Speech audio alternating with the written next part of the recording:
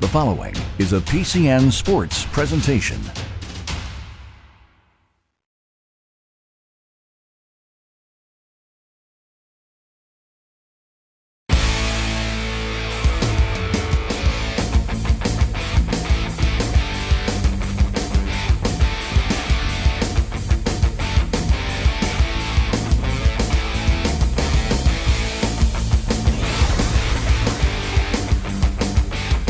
This afternoon from Hershey Park Stadium, the final day of coverage of the Pennsylvania Cable Network of PNAA Football Championships. It's a matchup of the Central Valley Warriors at 13-1 and the Wyoming Area Warriors, also 13-1. Good afternoon, everyone, and welcome. It is indeed the final day of football here on PCN, the final day of the fall championships, and we've got some good ones for you today. Alongside Ross Tucker, my name is Bob McCool. First up, we got a matchup of two teams who share a nickname and a record, but in terms of style of play, maybe not so much. Yeah, I don't think I've ever done this before, Bob. I'm going to guarantee that the Warriors win this game. You are a gambling kind of guy. No, it should be awesome, though. Two very different teams. Central Valley has all kinds of speed. Their whole team looks like they're about 6'1", 6'2", 175, 180 pounds, but they can fly. They had some very impressive wins this season, including a couple times over Aliquippa. Meanwhile, Wyoming Area, their best season in school history. They have a big offensive line. They are very physical with their running back, Rodney, and they have earned it. They've beaten some very good teams, Montoursville, Tamaqua, etc., to get here on the big stage. They have indeed. Mark Lyons, the head coach for Central Valley, he's been the only coach they have known since the school was formed, and now in his 10th season, he gets his team here for the second time. They were the runner-up to Archbishop Wood back in 2014 in the 3A final, but Mark Lyons now in 10 seasons at Central Valley High School, 98 wins and 28 losses, and again, he made everybody stand up and take notice when they beat Aliquippa in the final game of the regular season and to beat the Quips as well in the district final. But they've got the speed we're talking about, and when you want to run the kind of offense they want to run, a team that can run as well as throw the football, it's nice to have an athlete like Amir Dudley to run the show. Without question. He's only a junior, one of those 6'1", 180-pound body types that we were talking about. You see this offense so often now, college as well as the high school level. Really, you even see it in the NFL now with Lamar Jackson. But you need that guy. You need the guy that can make plays with both his arms and his legs. He's done an outstanding job this season spreading the ball around like a point guard to all of his playmakers, and they got a bunch of them. Yeah, I was just going to say, they've got some guys that can get the football to the house in a hurry, and that's the concern for Randy Spencer and Wyoming Area. Randy Spencer is Wyoming Area football. He played there. He was an assistant coach there, and now he's a head coach. In his 12th season at his alma mater, he's 77 wins and 58 losses, and now he has the distinction of being the first coach to take Wyoming Area to a state championship game. It is uncharted territory for Wyoming Area, but they have indeed earned the right to play here. And they have kind of the throwback style quarterback. Dominic DeLuca is big and strong and a physical presence behind the pocket. He already has preferred walk-on offers from both Penn State and Pitt, so he has a chance to play for the two biggest programs in the state of Pennsylvania. He just had an awesome senior year. He's been starting for a few years now. They've really been gearing up for this season. We mentioned the big physical offensive line, but as you would expect, you get here, Bob, to the state championship level, you're going to have a quarterback like Dom DeLuca throughout the postseason, especially in that Montoursville game. He just took a couple games over to get Wyoming Area here for the first time. Wyoming Area is in Luzerne County. Exeter, Pennsylvania is actually the home of the Warriors, and they play out of the Wyoming Valley Conference in Division III of that conference. Central Valley, they are from Monaca, and Mark Lyons' team is from Beaver County, and of course some great athletes have come out of Beaver County over the course of it, and one of the things that we see when we see those kind of teams is their ability to run with the football and the speed that they possess. But Central Valley beat Aliquippa in the district championship game, then had a bye, and then beat District 6 champion Bald Eagle Area. They beat them very convincingly at 44-0. Wyoming Area beat Scranton Prep to win the District 2 championship. And then, as Ross said, they beat Montoursville 43-27. in a shootout, and then they dominated Tamaqua, the District 11 champion. They won that one 21-0. So they have faced some teams with some different styles of play. Have they faced a team with the raw speed of Central Valley? So obviously for Wyoming area, that's going to be the concern. Contain the edges and make sure they don't get beat. Well, and the answer is no, they haven't. I mean, they've played some very good teams. Montoursville, Tamaqua, excellent football teams, senior-laden teams. But they haven't played a team like Central Valley. So the whole key there then, Bob, is to not let them beat you over the top and not let them get the edges. You don't want those 50, 60, 70-yard highlight plays. If you can make them go 8, 9, 10 plays, then maybe there's a penalty, maybe there's a lost yardage play, and maybe you have a chance. You just can't give the seams that allow some of these Central Valley speedsters to take it the distance. And Central Valley really made everybody in the state of Pennsylvania stand up and take notice. In Week 9 of the football season, Aliquippa was the defending state champion at 3A, and everybody kind of assumed that they were on a path to get right back here again. And in Week 9, Central Valley took them apart. Mercy ruled by the time the third quarter got started. Then they play a couple weeks later in district final. It's a 13-12 game. So it's kind of an interesting dynamic as which one is the Central Valley team that's going to be here this afternoon. Well, but it's so hard to beat a team twice. Right. And after that blowout, you know that the Quips were going to come back and play much better at Heinz Field, and they did. That was an outstanding game. But Central Valley still got it done. They still found a way to beat the Quips twice. Not many teams can ever say they've done that. Right, and that's been an issue for the teams that have gotten here the last couple years in the district, in the state final, going up against those District 7 teams. The raw speed of the Aliquippas and teams like Central Valley have been a monster to contain for other teams, and so that's going to be the telltale sign. I would think early on in this football game, Wyoming area is actually going to get the football to start, so I think it'd be a great thing for Randy Spencer's team to put together a nice drive first series. Well, look, it's one of those classic battles where Wyoming area is going to try to possess the football, right? They want to go on long drives. They're probably not going to get big plays. They want to eat up the clock. Time of possession will be important to those Warriors. Try to keep the ball out of the hands of the other Warriors, the Central Valley Warriors. If we've got the football, you don't. And it makes it a little bit more difficult to score, unless, of course, you're Southern Columbia, who found ways to score even if they didn't have the football on the offensive side. But this, a different story. Central Valley and Wyoming area, the captains are making their way to the middle of the field. We'll have our coin toss, our national anthem, and get you set for a matchup of two 13-1 teams, Central Valley, Wyoming area, battling for the PIAA 3A championship.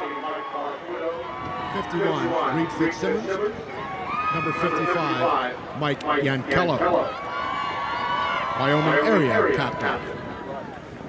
Number 9, Dominic Doolittle. Number 11, Derek Anderson. 36, FJ Proceed. This is Mr. Fatola. He's the umpire. I'm Mr. Martin. I'm going to give you number 76. You 8 captains are going to we have issues with people. We're going to come to you and help us get it cleaned up, all right? Questions? All right, Wyoming, you want to toss, you want to take the ball. And you want to defend the scoreboard, correct? Put your back to the scoreboard. Stand here with me, White.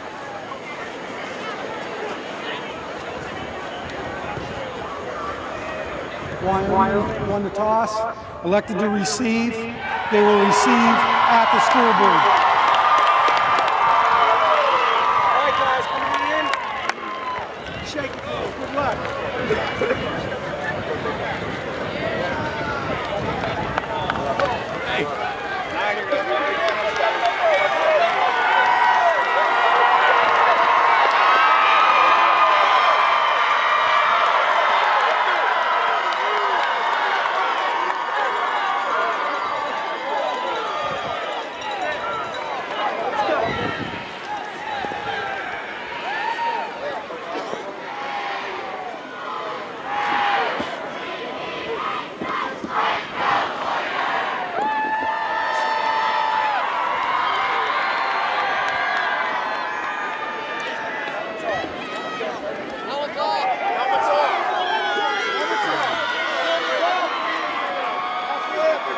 And now, ladies and gentlemen, prior to tip-off, we ask you please rise. Gentlemen, if you please remove your hats. We ask all military personnel, active or retired, if you please render a hand salute as we celebrate America with the singing of the Star-Spangled Banner, to be sung today by Northern New York High School student Avery Keys. Ladies and gentlemen, we present with pride and much gratitude our national anthem. say, can you see by the dawn's early light what so proudly we hailed at the twilight's last gleaming, whose broad stripes and bright stars through the perilous fight o'er the ramparts we watched were so gallantly streaming, and the rockets' red glare, the bombs bursting in air, gave proof through the night that our flag was still there. Oh, say does that star-spangled banner yet wave o'er the land of the free and the home of the brave? Thank you, Adrian. 13-1 Central Valley, 13-1 Wyoming area, the AAA championship. Before kickoff, we check in on the sidelines for us this afternoon, Meg Bolger. Well, Bob, as you guys mentioned, this will be the second state title appearance for Central Valley in the school's 10-year history. Head coach Mark Lyon said, we don't have that number one star or D1 prospect, just a bunch of unselfish guys that work really hard. As for Wyoming, this is their first state title, not just in football, but for any sport. And this game has a little bit of more meaning to head coach Randy Spencer, and we'll touch on that later in the game. Yeah, that's a great story. Thanks, Meg. And again, going back to that 2014 championship for Mark Lyons and Central Valley. He had a pretty special player at that point in time, a young man by the name of Jordan Whitehead. Yep, Jordan Whitehead still in the NFL right now, doing a terrific job at safety. And I remember even back then thinking he's got to have a chance to play at that level at some point. Brian Williams is one of the deep men back there for Wyoming area. The other in the middle of the field on the kickoff return for Wyoming area, number 9, happens to be the starting quarterback, Dominic DeLuca. This is high school football, but they go with a short kick. Central Valley looked like they pounced on it, and they did. Central Valley taking a page out of what Archbishop Wood did last night. That's the exact same spot on the field in which Archbishop Wood, kicking into the wind, kicked it high and ended up recovering the football. And looks like Central Valley did just that. Well, and the wind is not as significant as it was even last night, and certainly not what it was on Thursday, but the ball still hangs when you kick it that way. I'm a little surprised Wyoming area wasn't more prepared for that.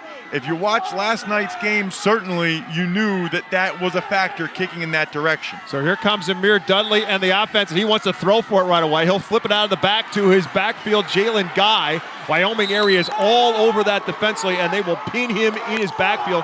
They'll actually lose a yard on the play. We look at the rest of the starters in addition to Amir Dudley, the quarterback. Jalen Guy, who caught that pass, is the tailback. The center is Josh Campbell. The Fitzsimmons boys are the guards. Sean is a sophomore. Reed is a senior. Jake Wilson is a left tackle. The right tackle is Ricky Forster. The tight end is Justin Thompson. Miles Walker, Juwan Hall, Mark Barbuto, Stephon Hall, all part of that speed package that Central Valley brings to the table. Here's Guy trying to get out to the left side after losing a yard on the pass. He's going to go back to the line of scrimmage, and that's it, as he's wrapped up and brought down by Derek Ambrosino and the Wyoming area defense. It's going to bring up 3rd down and 11 as we look at that defense for Wyoming area. Ambrosino, who made that tackle, along with Caleb Graham, are the ends on a 5-man defensive front. Dante Bovani and Sammy Solomon are the tackles. Nick Elko is the nose guard. 2 linebackers in Drew Maruk and F.J. Brasini. The corners are Brian Williams and Leo Harris. The safeties, Jake Williams and Dominic DeLuca. Rolling out, Dudley trying to find somebody open, makes one man miss. Now he's going to try to take matters into his own hand, makes another man miss. A flag goes down. He's still on his feet inside the, actually he stepped out of bounds at about the 22-yard line. Amir Dudley tried to cut it back upfield, but stepped out of bounds. Shy of the 1st down at the 22, but again, a flag on the play.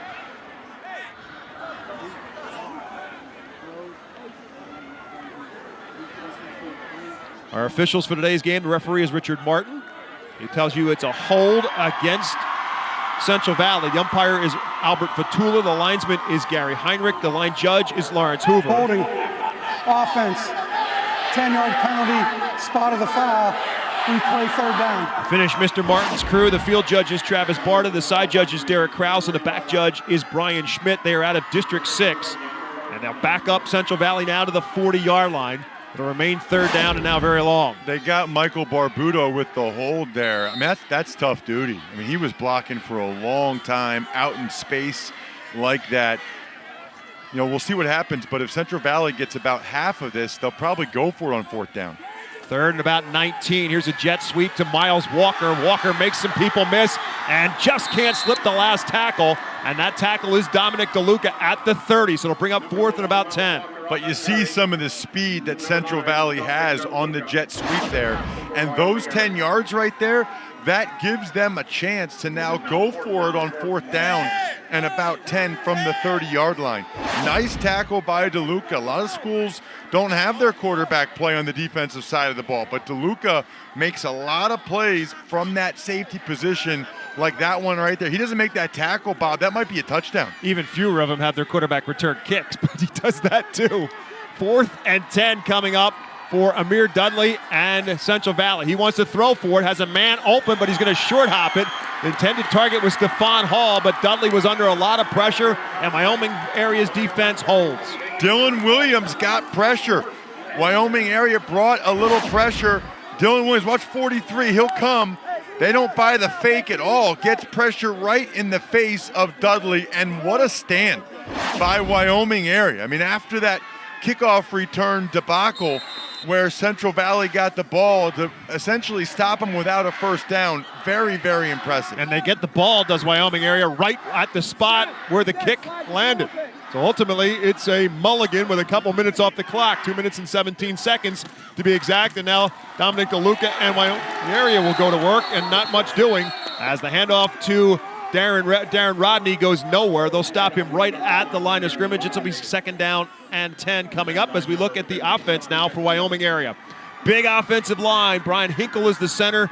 Sammy Solomon and Nick Elko are a pair of 300-pound guards with Sean Kostak and Nasir Condry as the tackles. Derek Ambrosino is the tight end. Riley Rusin, Brian Williams are the split ends. Dylan Williams is the fullback when they're in the eye. Darren Rodney is the tailback beside DeLuca, who's running with the football and running back to the line of scrimmage, and that's it. Central Valley defensively with the play after DeLuca gets maybe a yard to the 31. And here is the Central Valley defense. It's a three-man defensive line for Central Valley with Mike Yankello in the middle of Justin Thompson and Sean Fitzsimmons.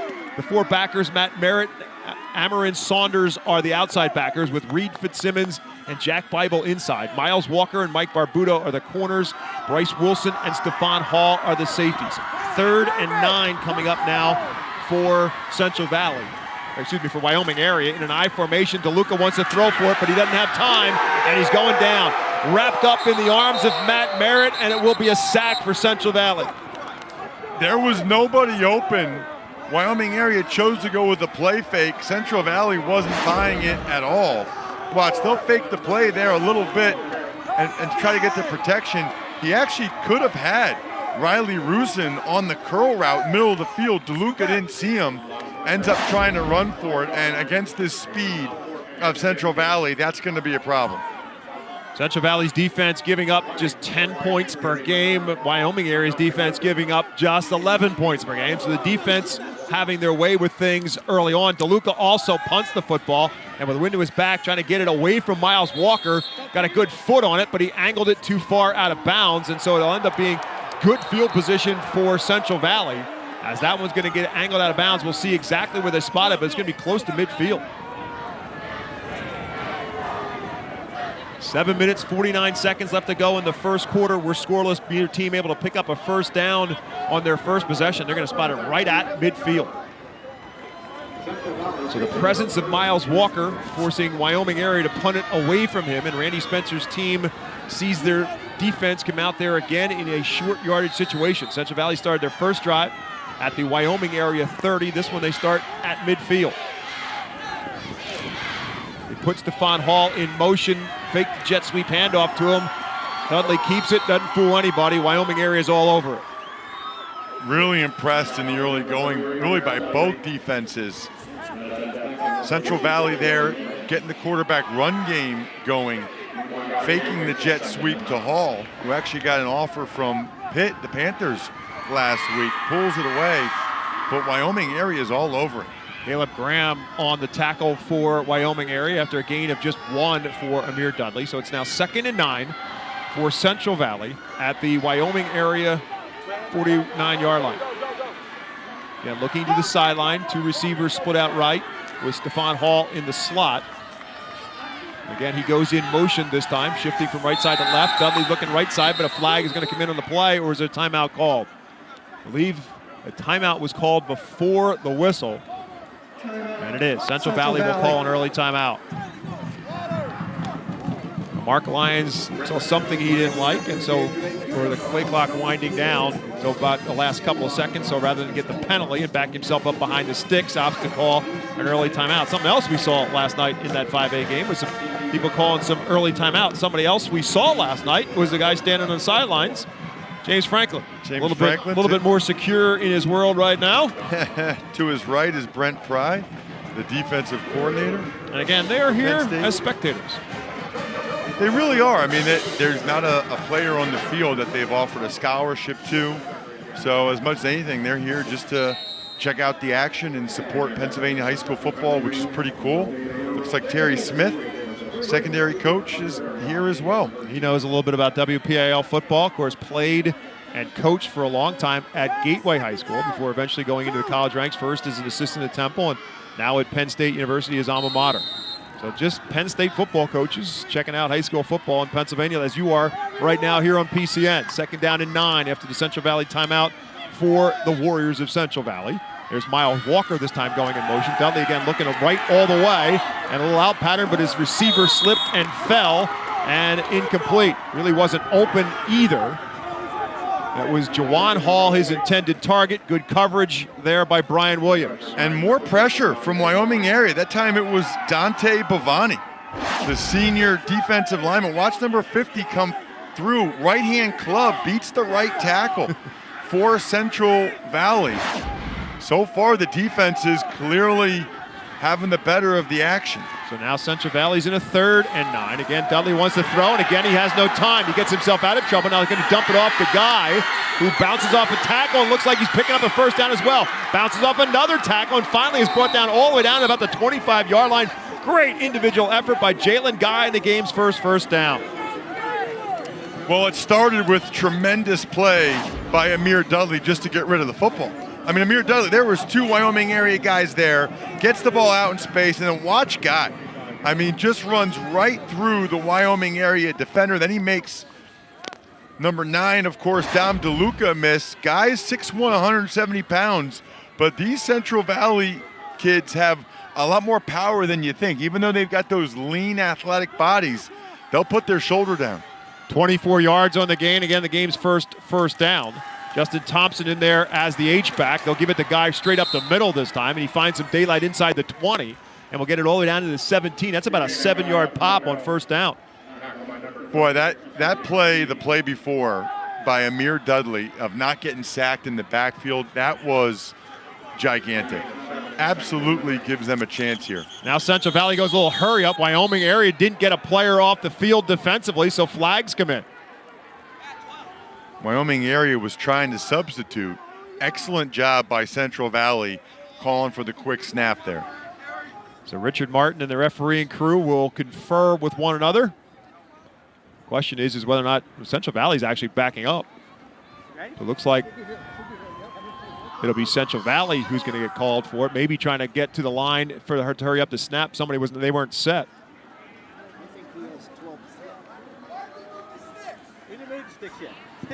Prior to the snap, false start, offense, 5-yard penalty, 2nd down. So it cost them 5, backs them up to the 22 to make it 2nd down and 8 now instead. So sometimes you're trying to play that hurry-up game and you don't quite get set, and it's the offense that jumps. Yeah, that backfired him. Although I'm not even sure Nick Elko was even on sides when the ball was snapped. I'll hand it off again to Guy, following the fullback Thompson blocking. Tight end, fullback, really it's more of an H-back in this type of offense, as he'll get to about the 20 before Caleb Graham will wrap him up. So Guy's able to get 2 of them back after the penalty, puts them in a 3rd and 6. Could easily be 4-down territory again for Central Valley, which really goes without a huddle. They just kind of stand around the ball, and Dudley gives them the cadence. Walker slot left, Jawan Hall split left. Guy gets the handoff. Guy will get a couple, and we're going to find out about the 4-down territory because they're going to be in about a 4th and 1 at the 16-yard line after they pull bodies off the pile. And you would think that they would go. You see Sammy Solomon right there, number 76, the only Division I scholarship player for Wyoming area. He has offers to Syracuse and Rutgers, as well as some other schools, Boston College. 4th and 1, and they whistles before the snap. That might change everything now. Wow. Somebody moved. Again, they didn't get set up front. Part of the snap, false start, offense, 5-yard penalty, remains 4th down. Watch the left side of your screen. I think it was the sophomore tight end, number 80, Jack Bible, right there. They were going to go for a quick handoff, but Bible's the second tight end. He also plays on the defensive side of the ball. A young player in a big game like this. Central Valley's still going to go. Now, though, you would expect them to probably go to the air. I would try to get Amir Dudley, Bob, on the move a little bit so he can either take it himself or throw it. He's got both receivers split out to his left, and Walker and Hall, and that's the direction he's looking. Looking to go deep in the back of the end zone. It's a jump ball. It's perfect coverage, and it's intercepted in the end zone. Dominic DeLuca was right there to pick it off.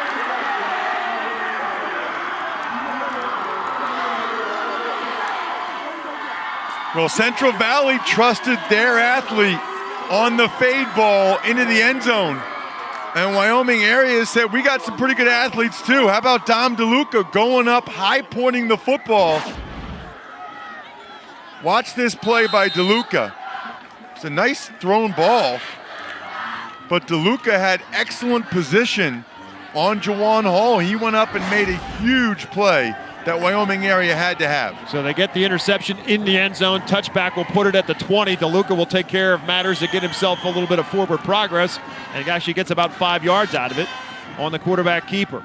Well, that was an interesting play. I mean, it was almost like everybody up front ran a dive to the left side, and DeLuca just took that himself. Almost like a quarterback sneak, but it wasn't even quarterback sneak blocking up front. Right, and an I formation behind him, so he didn't really have any push or blocking from behind him. Rusin and Brian Williams will come split out to the right side. I formation has Dylan Williams as the fullback with Darren Rodney as the tailback, and it's Rodney who gets the handoff, and Rodney will fight for a first down for Wyoming area. Darren Rodney packs 200 pounds as the tailback, 190 to be more specific, and now there's an injured player on the field for Wyoming area after they pick up their first down. And that's the sophomore offensive tackle in Nick Elko. I was actually watching him on that play. He got great push up front, Bob, and then somebody fell onto his left leg. It happens so often to an offensive lineman. I know I tore my right MCL a couple times. When that happens, you're pushing somebody, you're blocking, somebody falls on the side of your leg, but he's a good-looking sophomore. And so with the injury timeout, we'll take a timeout as well. 3 minutes and 56 seconds remaining in the first quarter in the AAA championship game. Central Valley, Wyoming area are scoreless. For over 25 years, PCN is proud to bring you exciting moments of Pennsylvania sports. From touchdowns to double plays to the butterfly stroke, PCN brings all the action right to you. PCN is a 501c3 nonprofit television network that receives no state or federal funding. Please consider a tax-deductible donation today. PCN is Pennsylvania Sports. It doesn't matter what part of the state you're from. One thing is certain. Pennsylvania loves sports. On the first Friday of the month, PCN takes you inside the lines at 6:30 p.m. PCN delivers insight from the people who cover sports from every corner of the Commonwealth. From high school to college to professional sports, PCN takes you inside the lines.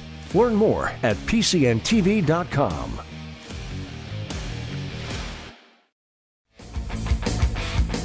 Today's game is brought to you in part by FNCB Bank. FNCB would like to wish the Wyoming area Warriors good luck in today's championship game. FNCB Bank continues to be one of northeastern Pennsylvania's premier community banks with a mission to make your banking experience simply better. For more information, visit their Exeter office on Wyoming Avenue or fncb.com. FNCB Bank, member FDIC.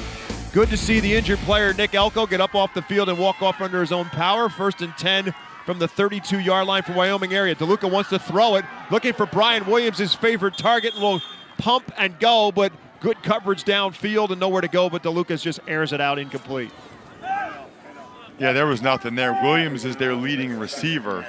They thought maybe they could get a pump and go there against Michael Barbuto, but he was having nothing of it. I'm not sure Wyoming area is going to have a lot of success throwing the ball deep down the field. After a couple of runs for a first down, I think Coach Spencer thought first down play action gives him a chance to throw it deep and take a shot, but Central Valley was all over that. Williams is split out to the right, Riley Rusin to the left. DeLuca's going to take this himself. This is a quarterback keeper. The ball's on the ground. Rolls right into the hands of Brian Williams, who's going to turn this into a first down. Dominic DeLuca got popped. The ball came loose. Brian Williams was there to pick it up, and it's a first down out to the 42-yard line. DeLuca's a nifty runner. Watch him here. Gets some good blocks up front, cuts it back, and then right there, what a job putting the helmet right on the football, but it goes right to Williams. That is a fortunate break right there for Wyoming area. It was Stephon Hall who had the pop that knocked it loose, but again to the 42 and a first down. Back to the tailback and Rodney, who leans forward and gets to about the 45-yard line. Darren Rodney has become the back in the backfield. Corey Maruk, who was their returning 1,000-yard rusher, got hurt early on in the season after 3 games in, and so Darren Rodney has become their main tailback, and he has been over 100 yards now in 7 of the last 9 games. So, again, he packs 190 pounds to the pop and just kind of powers his way for a couple there. Put him at the 45, makes it 2nd down and 7. DeLuca will keep it himself, and he'll get nothing. Central Valley was all over the quarterback keeper that time. He got back to the line of scrimmage, and that is it. I do think that's probably going to be the best chance for success. It's just not going to be real good when Central Valley's blitzing linebackers in both A-gaps. Jack Bible timed that gap perfectly there, and he got his hands on DeLuca first. You know, the 2 guards for Wyoming area are 6'4", 300 pounds, Sammy Solomon and Nick Elko. So I think that is where Wyoming area is going to lean. Try to just knock the speedy Central Valley Warriors backwards, but if they blitz the linebackers like that, that play's going nowhere. 3rd and 7. DeLuca will roll out to his left and throw back to his right. Ambrosino has it, gets some blocking. Ambrosino dives into Central Valley territory. The ball's on the ground, but I believe they're going to say he's down. There's also a flag down on the play as well. If the play holds up, it's a first down for Wyoming area, but let's see what happens. All the officials are looking at each other. I mean, he was clearly down. The flag was thrown right past midfield. I was looking back at the flag. It's going to be an illegal use of hands on the block downfield against Wyoming area. See what happens. Well-designed play, roll out to the left, throw back to the right to Ambrosino. Really good play call. There it is from behind. There was a pretty good block in the back, and he's clearly down. I mean, the ball comes out. Block in the back. Miles Walker was the defender who was knocked backwards. Was down. Block in the back. Offense. 10-yard penalty from the spot of the foul. So it will be a first down on the play, and then the penalty will be a walk backwards. And they're going to be back pretty close to where they were. So it will not be a first down. It's going to be back to the 42-yard line, and it will be 3rd down and 10 to pick it up. So they actually lost a couple yards on it because they were up to the 42. So it remains 3rd down, but now it's 3rd and 10 as a result of the block in the back and the penalty against Wyoming area. Got to be careful here if you're DeLuca with the ball hawks in the Central Valley secondary and their pass rush. And again, a whistle before the ball is snapped. The play clock is reset at 40. Timeout, Wyoming. So again, we see teams burning some timeouts here in the first quarter. We saw that last night as well. with the play clocks winding down, you would think you'd be seeing that week 15 of the season for these teams. But again, there's so much going on anymore in the game of football with players coming in and out and running different series and different plays. That's usually what ends up happening until people get on the field, get the play called, and get in the huddle, get to the line of scrimmage, the clock's running down. Yeah, and he might even also be saying something to Dom DeLuca, just like, hey, Dom, be careful here. Whether you're scrambling around and some of these sack masters for Central Valley, like the Fitzsimmons boys, get in there and try to knock the ball out of your hands, or especially if he puts the ball up against guys like Barbuto and Walker and Hall on the back end. So 1 minute and 40 seconds remain here in the first quarter. Central Valley, Wyoming area scoreless. Only 3 first downs in the game to this point in time. Central Valley has 1, Wyoming area has 2, both of them in this drive. The Wyoming area is in a 3rd and 10 at the 42. We have to call both these teams by their schools because calling them by the Warriors wouldn't really help you a whole lot. They're both Warriors. They're all Warriors out here right now. 3rd and 10. Williams split right, Rusin split left, and it ball's on the ground. On the exchange, Dominic DeLuca put it on the ground. It bounced right up to him, and Central Valley's all over him. They're going to knock him down back at about the 38-yard line. A loss of 4, and it's 4th down. Well, that's what we just said, right? You've got to be careful with the football. And I'm not sure why Wyoming area is faking a handoff there. 3rd and 10. Nobody's really buying that. Nobody thinks you're going to hand the ball off on 3rd and 10. So I think that was a wasted exchange, and it didn't give him a chance to get a pass off. So DeLuca now will punt. Miles Walker is the lone man back. Everybody else is the line of scrimmage. DeLuca gets this one off. Walker will try and return it, but he's right on the edge, and he stepped out of bounds. Miles Walker was trying to keep his feet in bounds, but could not. And so that's where Central Valley will take possession with 54 seconds left to go in the first quarter before they get possession. Just check in with Meg down on the sideline. Yeah, well, Bob, Coach Franklin is having a good old time down here on the sidelines. He's enjoying high school football Saturdays, taking selfies with a lot of the Wyoming students. They all rushed down to the fence. I thought, what's going on down here? And Coach Franklin's holding a phone, turned to the whole crowd, taking a selfie. So he's having a nice time, guys. Surprised somebody else from the booth isn't down there taking a selfie with him. Not mentioning any names. Not you, Meg. No, I knew you wouldn't do it. You went to West Virginia.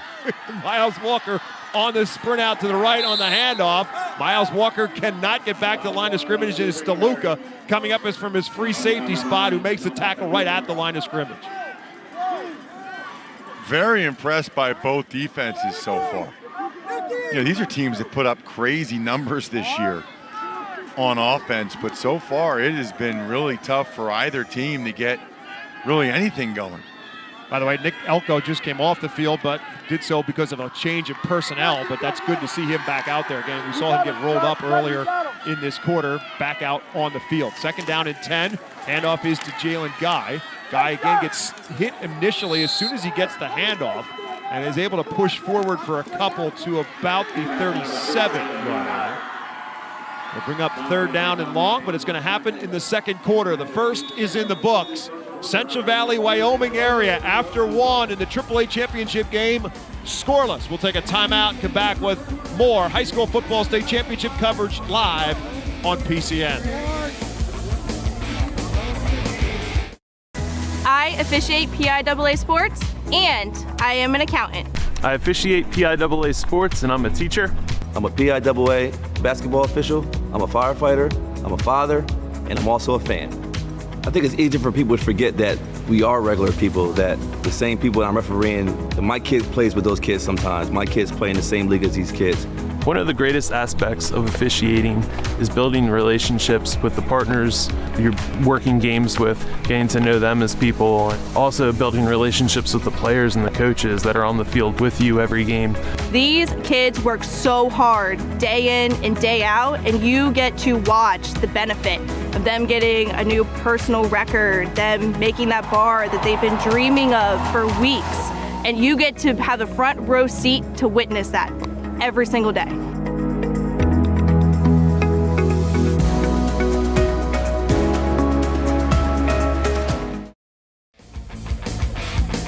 I bring up Meg Bolger, and right away everybody in the truck says, let's talk basketball. Watch the PIAA Basketball Championships live on demand this March with PCN TV.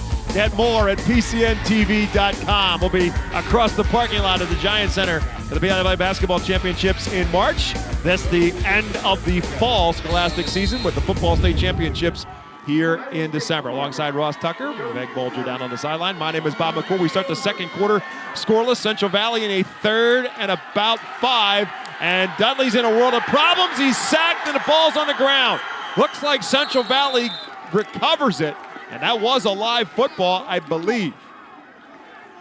I think it was. I don't know what he was thinking there or doing, but that could have been disastrous for Central Valley. Charlie Banashevsky was the first one to make contact with him back at the 25-yard line. That's going to be a loss of 12 and almost a loss of the football. Charlie Banashevsky is everything I love about high school football. 5'7", 170 pounds. Playing linebacker. He's got an awesome neck roll. I love that guy. Charlie Banashevsky flying in there, making a huge play for his team. And so he forces the punt. High short kick. Wyoming area is going to get great field position as DeLuca calls for a fair catch right at midfield. So Wyoming area's defense is so far contained any speed threats for Central Valley. We remain scoreless after just a 25-yard punt. Wyoming area gets its best field position of the day. 11:31 to go in the half. It's scoreless, and the Wyoming area Warriors will start 1st and 10 right at midfield. Got to take advantage of some of this field position that they're getting. You know, you almost feel like at this point, Bob, there's a chance that this will be a low-scoring game, and whoever gets the first score could be significant. Neither team really having any success moving the football. Central Valley had a couple of short fields, couldn't take advantage of it, including on the opening kickoff when they recovered the loose football and started at the Wyoming area 30-yard line. Here's a toss sweep this time. Different back in the backfield, and it works very well for Wyoming area as Leo Harris is in it as the tailback. Darren Rodney missed a game a couple weeks ago, and Harris stepped in at tailback and did a great job. And he does a nice job here as he runs for 13 yards and another Wyoming area first down. Awesome block by senior fullback Dylan Williams, number 43 on the edge. That was just a short side toss right there, and Harris, only a sophomore, shows he's got some speed. Darren Rodney did not play in the state quarterfinal against Montoursville. Harris started in his place, and he stays in there right now. DeLuca's going to keep it himself this time, and DeLuca will pound his way to about the 31-yard line, picking up 6 on first down. Little option play there for Wyoming area. Harris gives you a little bit more of a speed dynamic than Rodney. Now he'll come out, Rodney back in on 2nd and about 4.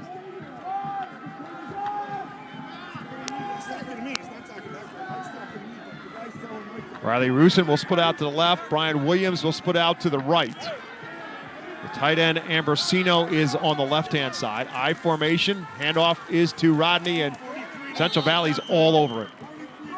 Right side of the defensive line for Central Valley with Amarian Saunders, the linebacker, in the mix on the tackle. He's made a bunch of plays. Saunders has gotten in there. Watch off number 11. Nobody even blocks him there. I mean, he went right around the tight end, Ambrosino, and then I think Dylan Williams, the fullback, was supposed to lead on him. Wyoming area needs those guys to make their blocks at the point of attack and get Rodney some momentum going downhill. So he was on 2nd and 4. Now they're in a 3rd and 2 at the 29. DeLuca wants to throw for an out pattern, and he's very, very fortunate. Barbuto was right there with nothing in front of him. He was going for Brian Williams, and Barbuto was right there in coverage.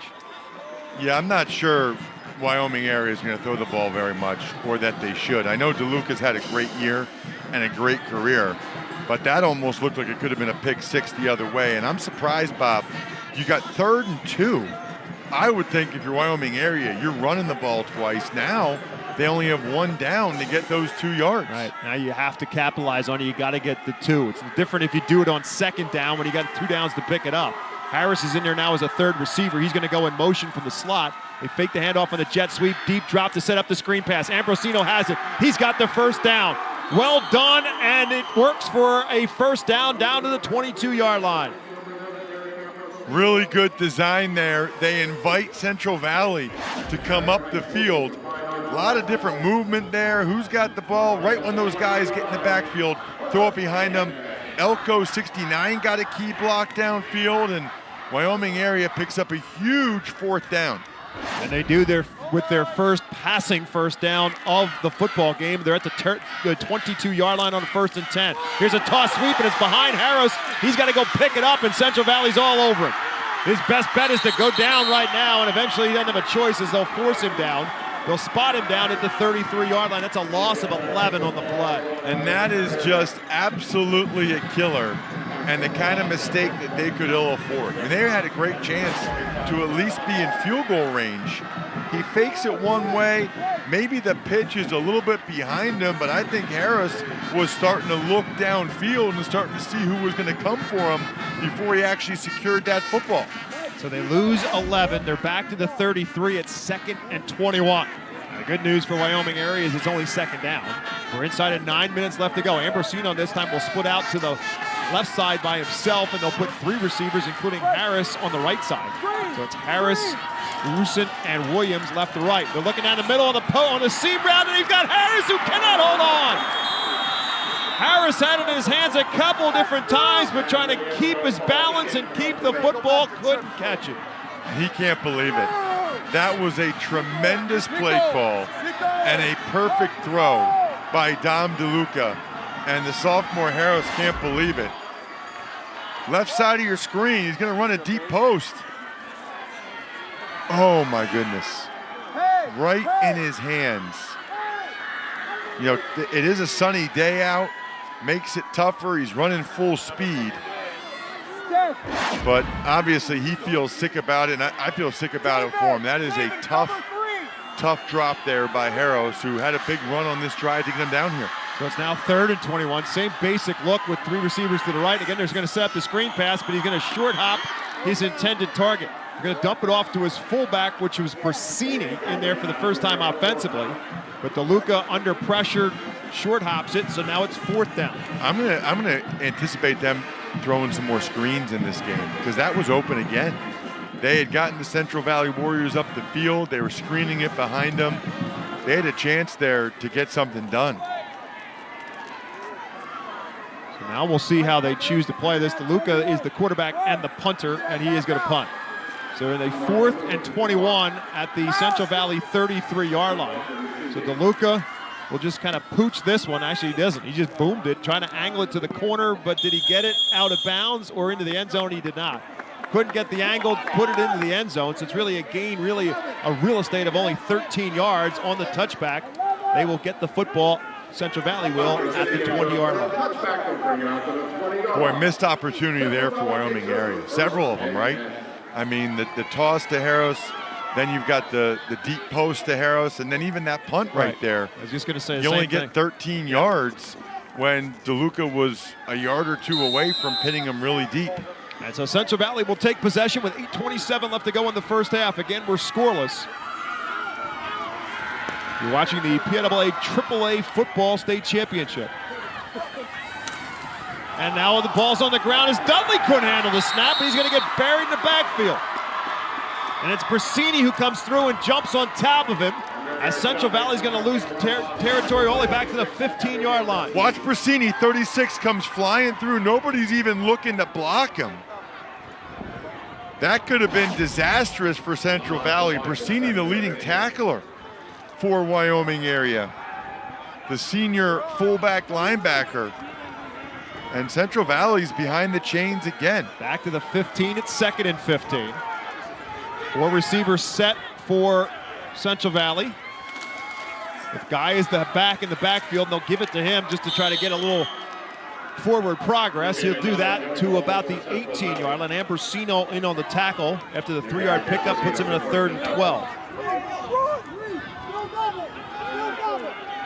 So Mark Lyons, whose quarterback has been productive passing the football as well as running it, not today. With that loss, he gets credit for the sack in high school football goes against your rushing yardage. So he's now in negative yards because of the sacks in this game. Wyoming area is showing blitz again. He pulls it out, wants to throw it instead. Ball is caught. Wyoming area is all over it. Miles Walker caught it. Wyoming area wraps him up after a gain of a couple. to about the 21. They picked up 3, and it'll be a quick series for Mark Lyons' Central Valley Warriors. Excellent job by Wyoming area defensively. You know, Central Valley just has not been able to get anything going.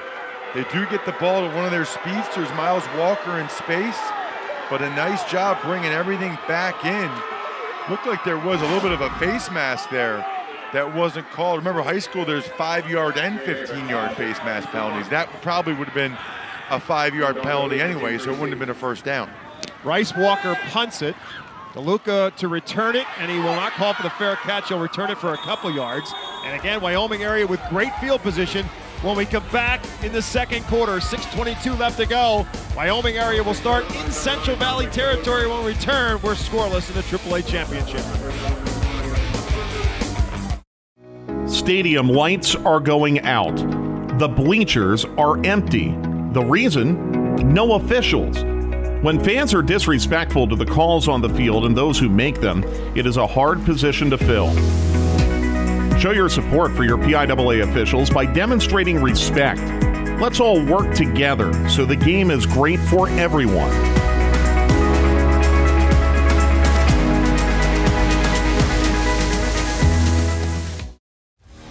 A PCN Select subscription is more than a single championship. It's a year of Pennsylvania sports. PCN Select is a great value for all seasons. Previous PIAA championships, sports profiles, Inside the Lines, PA books about Pennsylvania sports, and PCN Sports Classics, all on demand. Check out PCNTV.com for more details. PCN is Pennsylvania sports. Today's game is brought to you in part by FNCB Bank. FNCB would like to wish the Wyoming area Warriors good luck in today's championship game. FNCB continues to be one of Northeastern Pennsylvania's premier community banks with a mission to make your banking experience simply better. For more information, visit their Exeter office on Wyoming Avenue or fncb.com. FNCB Bank, member FDIC. Wyoming area with a golden opportunity here. They started their last drive at the 50. They'll start this one at the 44-yard line of Central Valley. So we talked about time of possession being important for Wyoming area. They've done that, but they have not been able to capitalize. It's still scoreless. DeLuca with the I formation behind him. Williams is the fullback, Rodney is the tailback, and it's Rodney who gets the call, bangs his way to about the 40. The flag is on the play. Holding against Wyoming area. Often see holding on a straight dive play up the middle.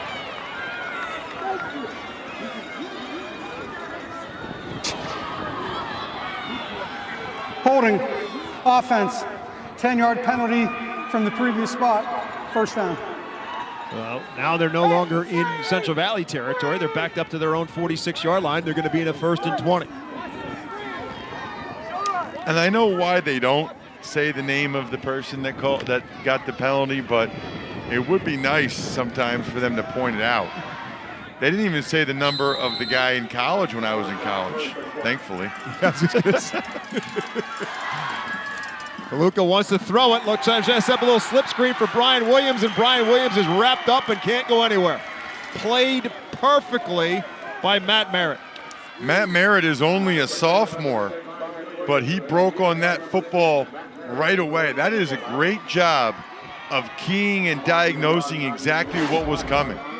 He was all over that. He saw that quick drop. He beat the block of Rodney across his face and gets a tackle. And Wyoming area has their hands full now to try to get a first down after starting this drive in great field position. Now they lost another yard on the play. First catch for Brian Williams and their top receiver, and it loses a yard. So now they're in a 2nd and 21, back to their own 45. Luke again, a straight drop, maybe setting up the screen, but he's not going to have a chance to, as he's going to get dropped in the backfield. It was Saunders' first one through, but he had some help there. Sean Fitzsimmons was also closing in on it quickly as well. And Wyoming area is going the wrong way. Terrific penetration up front by Sean Fitzsimmons, the sophomore, 6'3", 275. DeLuca actually had Harris open, but wasn't able to get the ball to him because of the pressure. So it's a sack and a loss of 10, and now it's 3rd and 31 for Wyoming area. They started this possession at the Central Valley 44. They're now backed up to their own 35. Play action fake. DeLuca this time has time. Now he runs out. Little shovel pass to Harris, who has trouble holding on to it, and Central Valley's all over him, and another flag comes down. Play stops at the line of scrimmage. I think they're going to have too many guys, ineligible man downfield. You know, you can't have a shovel pass that late. It's still considered a forward pass. Some of the linemen were, 4 or 5 yards downfield. Wyoming area might be happy to punt the football at this point. Ineligible receiver, downfield, penalties declined, 4th down. If Central Valley would have taken that play, it would have been 3rd and Palmyra. Instead, they'll decline the penalty, force them to punt. And so DeLuca will punt the football. So another great opportunity for Wyoming area, but between some issues in protection and some penalties, they end up getting backed up, and DeLuca will punt the football instead.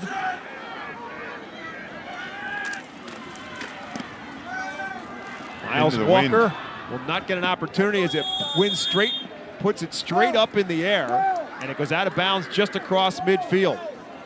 So that's where the wind has really been an issue throughout this 3 days here at the state championships. The wind an issue in the special teams game. Let's check in with Meg for more before Central Valley gets the football. Well, guys, we mentioned in the open that having played at Wyoming and in his 12th season as head coach, there's probably not anyone that loves Wyoming football more than Coach Spencer.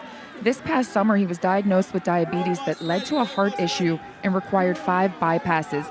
Still in the recovery process, he still coached from the press box the few first weeks of the season. A fundraiser was held to help defer medical costs earlier in the year, and an estimated 100 former players, coaches, and alumni were there in support of Coach Spencer and his family. That's what happens in small-town football. The coach is such a central part of what you do, and as they've talked about so much, he has been such a part of Wyoming area football. Played there, assistant coach there, and now the head coach there, and the town came out in full support, much to his dismay. He wanted nothing to do with it. They said, we don't care. We're doing it anyhow. 8-yard run for Jalen Guy on first down for Central Valley, and now these Warriors, the other Warriors, are now trying to drive for a first down. Central Valley only has 1 first down so far on the day. They may have just picked up their second, depending on the spot. And just think about this swap of field position there, Bob. You'll see up front 71 and 76. Solomon as well as Wachowski get involved in there. Wyoming area had it at the Central Valley 44, went backwards, and now all of a sudden Central Valley is in Wyoming area territory. Here goes Jalen Guy slipping a tackle, and DeLuca brings him down from behind inside the 15-yard line. Great effort by Jalen Guy, and he almost took it the distance. Jalen Guy is very impressive, and you can see why he put up the numbers he did this year. He's breaking a lot of tackles for a guy that's listed at 170 pounds, and DeLuca makes the play. And again, they go hurry up. They run a toss with Stephon Hall, but I believe this is going to be a procedure penalty again. It's a legal shift against Central Valley. They go with these hurry-ups, but they're not set offensively. It's costing them 5 yards. Illegal shift, offense. Players were not set before the snap. 5-yard penalty, first down. So back them up to the 19-yard line instead. And now be 1st and 15. This is what Wyoming area had done to themselves.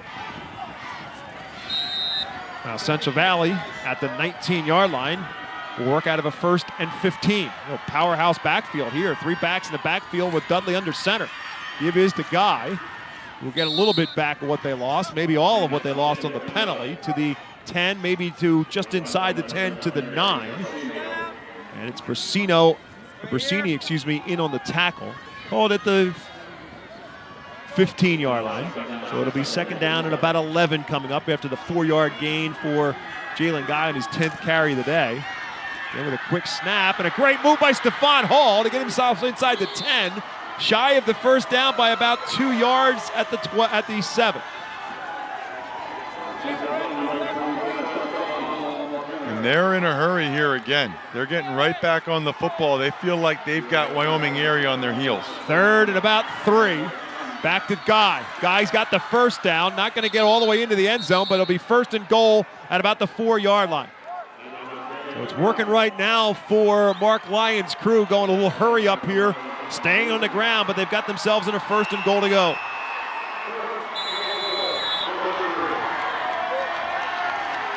And now they're going to force a timeout, I believe. I think Wyoming area is calling the timeout. Randy Spencer and his coaching staff are not happy about something.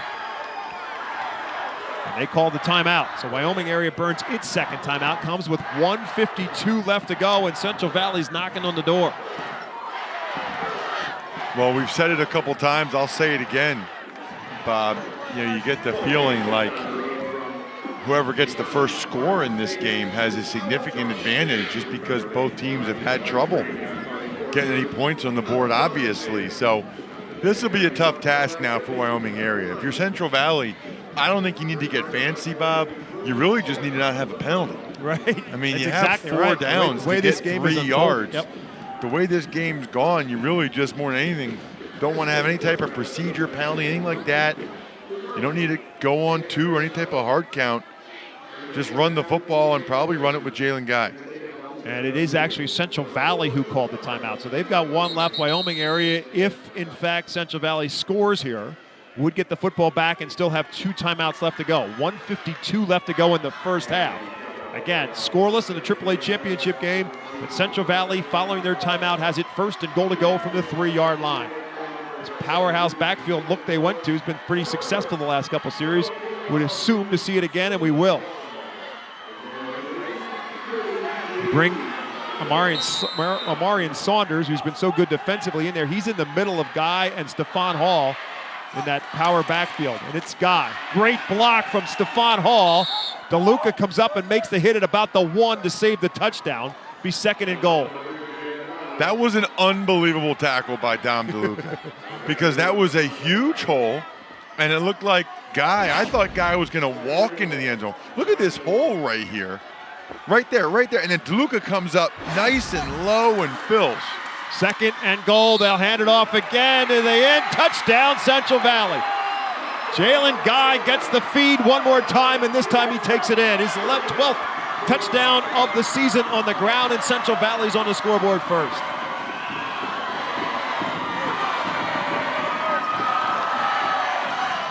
Nothing fancy about that, Bob. They ran this play about 4 times on the series. Good block by Stephon Hall, actually, and Guy just able to get the ball across the plane. So it will go officially as a 1-yard touchdown run. Ethan Ott is their kicker, but we got whistles before the kick. Prior to the snap, encroachment, offense, half the distance to the goal, repeat the try.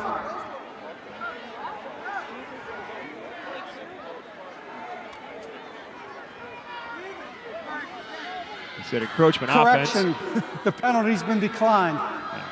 He said encroachment offense. He meant encroachment defense, so they'll decline the penalty. And so Bryce Wilson is the holder, and Ott will try it from the normal distance. No change in terms of the position. High snap, they get it down, and Ethan Ott gets it through with 1:25 left to go. Central Valley on the scoreboard first, 7-0. As the Central Valley Warriors put together a 48-yard drive. They take advantage of that short punt and short field, and Mark Lyons' team is on top first. They also churned enough clock there as you watch the drive. It was a lot of Jalen Guy and Dom DeLuca, the one tackling him. This was the big one right here where it looked like he almost was going to take it house till DeLuca chased him down again. Stephon Hall with the nice start-stop there. I mean, every one of these DeLuca has the tackle. He's got to have 15 tackles. This is unbelievable. That time, though, he wasn't able to make the play. Mentioned that Mark Lyons is the first and only coach in Central Valley football history. The school was formed as a merger of Monaca and Center High School in 2010, and it ended one of the great rivalry traditions in WPAL football. Rochester and Monaca was a big rivalry, and not surprisingly in Pittsburgh there's a bridge between the two across the Ohio River. Whoever won the football game between Rochester and Monaca got naming rights for the bridge. If Monaca wins, it's the Monaca-Rochester Bridge. If Rochester wins, it's the Rochester-Monaca Bridge. Love that. But that ended, obviously, when Monaca Foreign was center. And so for posterity, Rochester won the last game, so I guess they get naming rights for eternity. Luka, 5 solo tackles, 2 assists. So to answer your question, he's at 7 tackles right now. Well, he had 4 on that drive at least. And so Wyoming area with 1:25 left and now 2 timeouts left. Can the Wyoming area Warriors put together any kind of a drive here to try to get on the scoreboard before halftime? Well, I think they got to be careful here, Bob. You know, there's 1:25. They do have a very good quarterback in Dom DeLuca. He's smart, but Central Valley's so good with their pressure packages up front, and they're so good in the secondary that you want to be careful with the football here if you're DeLuca. So they start from the 28. Again, 1:25 left, 2 timeouts.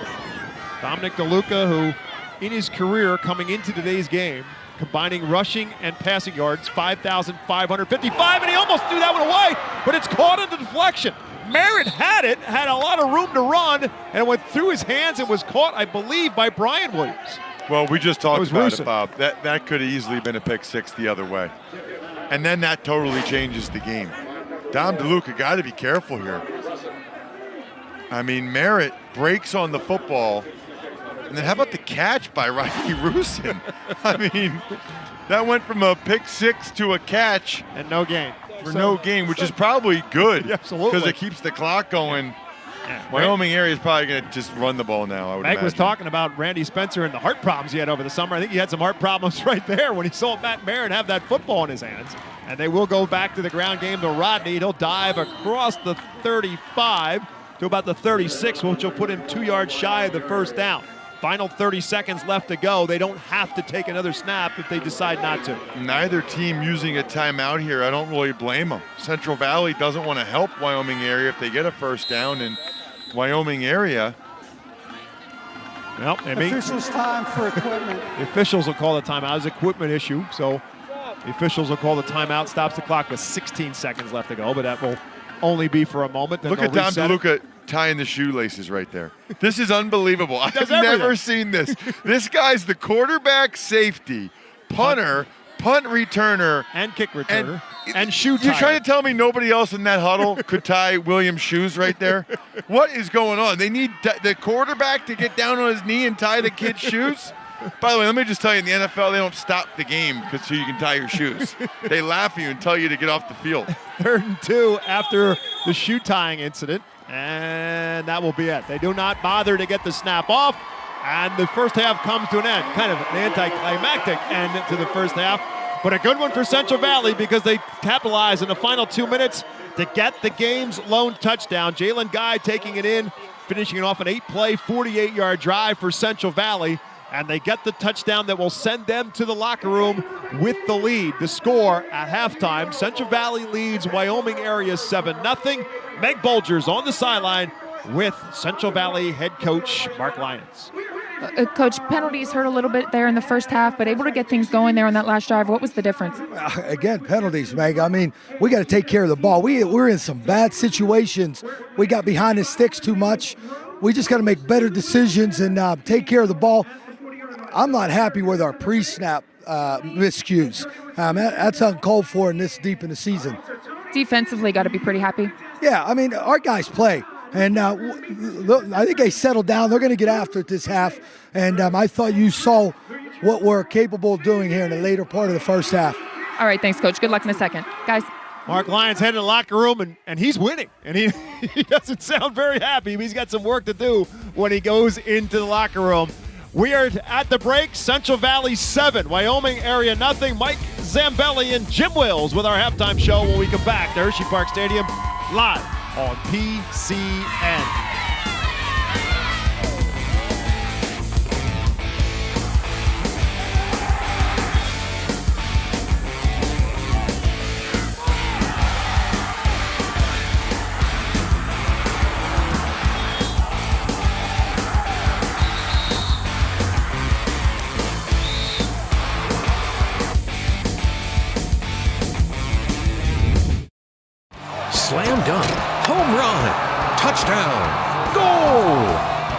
however you score, do it with PCN, bringing you sports coverage every season.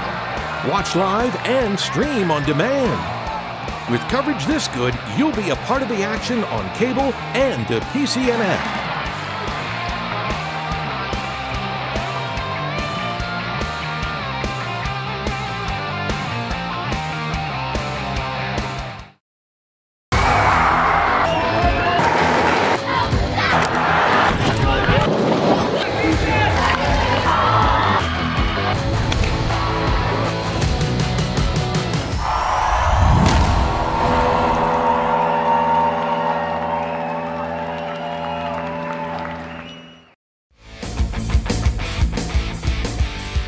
AAA championship game is a battle of warriors, Central Valley and Wyoming area. Central Valley with a 7-0 advantage as we welcome you back to Hershey Park Stadium here on a chilly but pretty nice day here. Sun is out and it is warming things up a little bit. Mike Zambelli pleased to be joined by Jim Wills. Jim, I think one of the first things I'd like to address is it's pretty obvious these coaches are watching our live coverage on PCN. How about the start of this game with that little pooch kick down the right side after watching Archbishop Wood being successful with that on 2 occasions last night? Yeah, smart coaching, Mike. You're watching what happens. Weather conditions are a huge factor here, as they always are every year, and they did the right thing. They pooch kicked it, got the fumble, got the recovery. Defense is dominating in this first half. I think the first thing that comes to my mind is hey, guys, let's settle down. Let's settle down. We're trying to play quick. We've been doing it all year long, but there's the procedure penalties, the holding penalties, self-inflicted wounds have hurt both these offenses. No question about it. Pre-snap penalties, as Coach just said on the way out of the halftime, those are the kind of things that you got to be better at in the second half, because those are drive killers. They're really doing a bad job of not getting set and being ready to go. Too anxious on offense, but tremendous defense, as you said. Yeah, how many times did Bob call out 2nd and 15, 3rd and 30? I mean, those are downs that are just not in the playbook if you're trying to win a state championship. The other thing, Jim, is, hey, this is the biggest stage for all these guys, whether it be a coach or a player, and sometimes that has a factor in it. I look for a much better half from both these teams once they get settled down and get used to the environments. All right, let's take a look at the highlights in that first half, and we will start with Central Valley. They have a 7-0 lead, but boy, their points came very late as they struggled to get things going. This defense has really been outstanding. Yeah, it's been tremendous. You're going to see Merritt here do a lot of things from that back situation, and then you're going to see Saunders as well, but they did a nice job of stopping people right in their tracks. Again, you're going to see Matt Merritt, number 6, do a good job of stopping the quarterback, then pressure from the middle. The big guy, number 60, Samuel Morrell, coming in there. Those guys have done a great job of pressuring, along with Merritt, what they need to do, and then there's going to be Jalen Guy on the 1-yard touchdown run. Their only touchdown of the ball game right here, as they got it down to the 1 and punched it in. That is the only touchdown of that opening half. Extra point made it a 7-0 advantage. Turn our attention now to Wyoming area under the direction of head coach Randy Spencer, and take a look at what they were able to do. And you're going to see a lot of miscues. Got very fortunate here that ball was recovered by a teammate. Ball on the ground again here, again impeding their progress.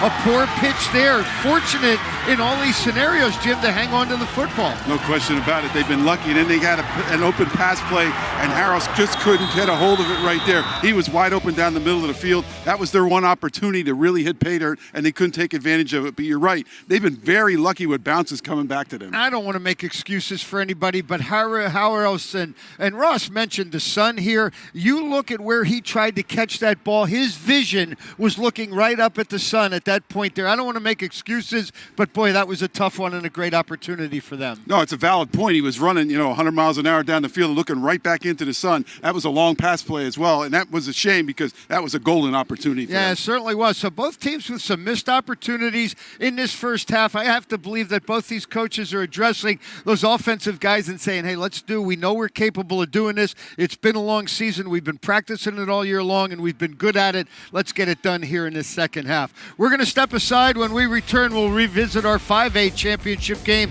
from last night. It was a fantastic finish. Stay with us.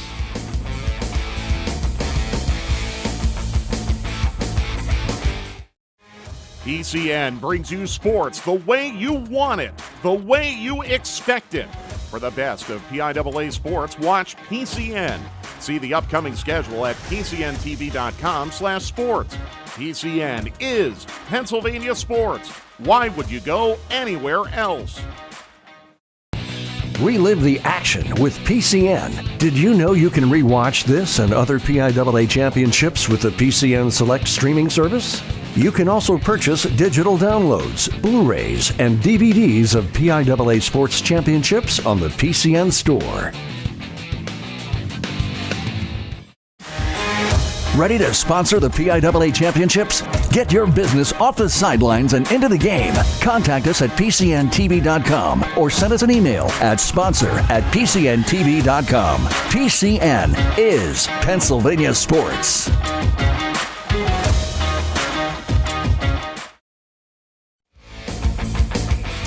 Final day of our 3-day run here at Hershey, Pennsylvania, the PIAA football championships.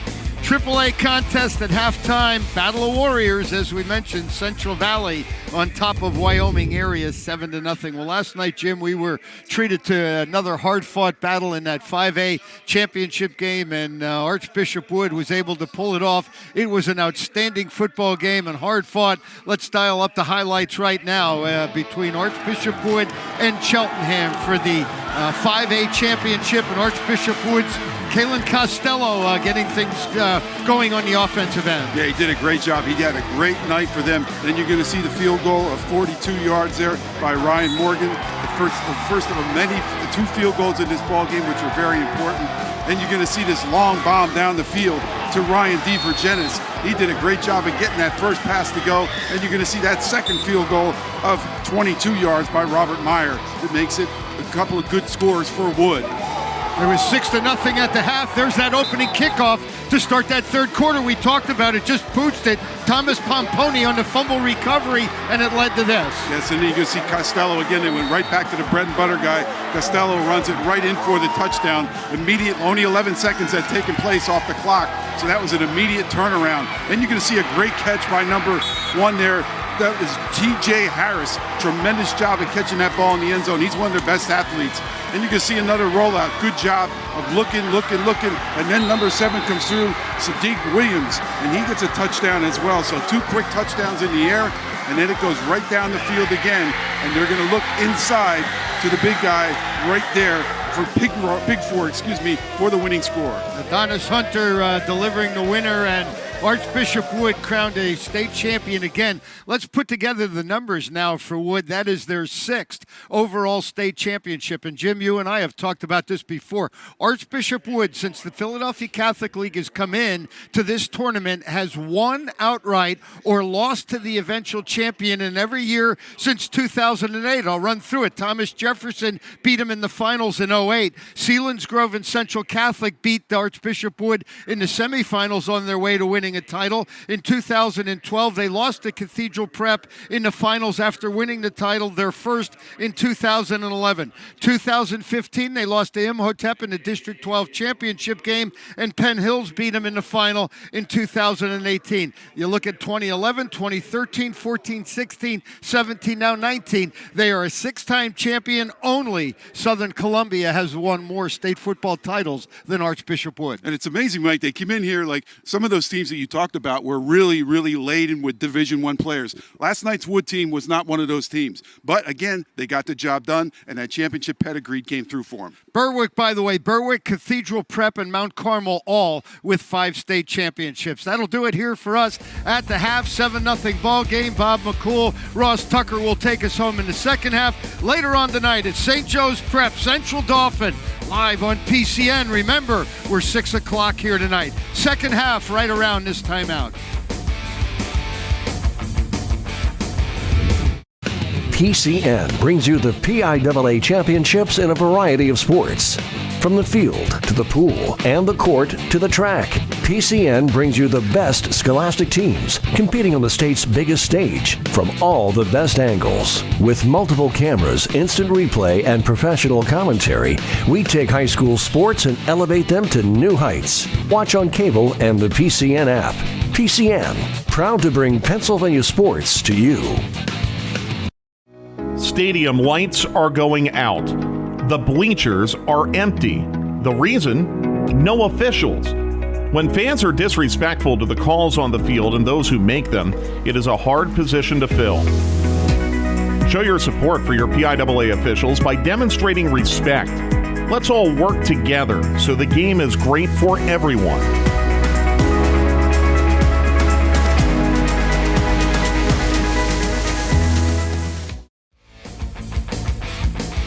Welcome back. Hershey Park Stadium, Central Valley 7, Wyoming area nothing in the AAA State Championship game. Alongside Ross Tucker, my name is Bob McCool, and if there's a theme for half number one, it's lost opportunities. And it started really on the opening kickoff. But Central Valley got the ball at the 30-yard line and couldn't put it in the end zone. Yeah, that and defense, right? I mean, both offenses have really struggled to move the football. Coach Lyons even talked about there have been a bunch of penalties. I mean, we had a series where you had Wyoming area actually went backwards, and when they punted the ball, it was behind where they actually started the drive. So we've seen some things you don't see very often at any level of football. But at the end of the day, it's a really good game.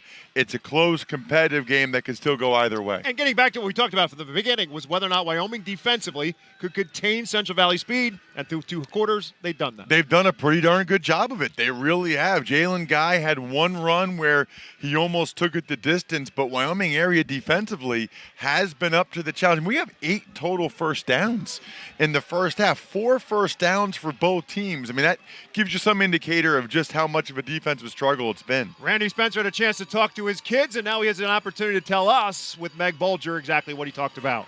Well, Coach, just a few missed opportunities on the offensive side. What'd you tell your team at half? What needs to change here to find the end zone? Well, yeah, we just got to play, 24 minutes. We had an outstanding first half in terms of battling back from a tough turnover right off the bat. Gave us short field to Central Valley, and I just thought defensively we battled the whole first half right up to that last minute. They got on the short field after a couple penalties and negative plays, put ourselves in that situation. So we just got to come back, play our best 24 minutes of the year.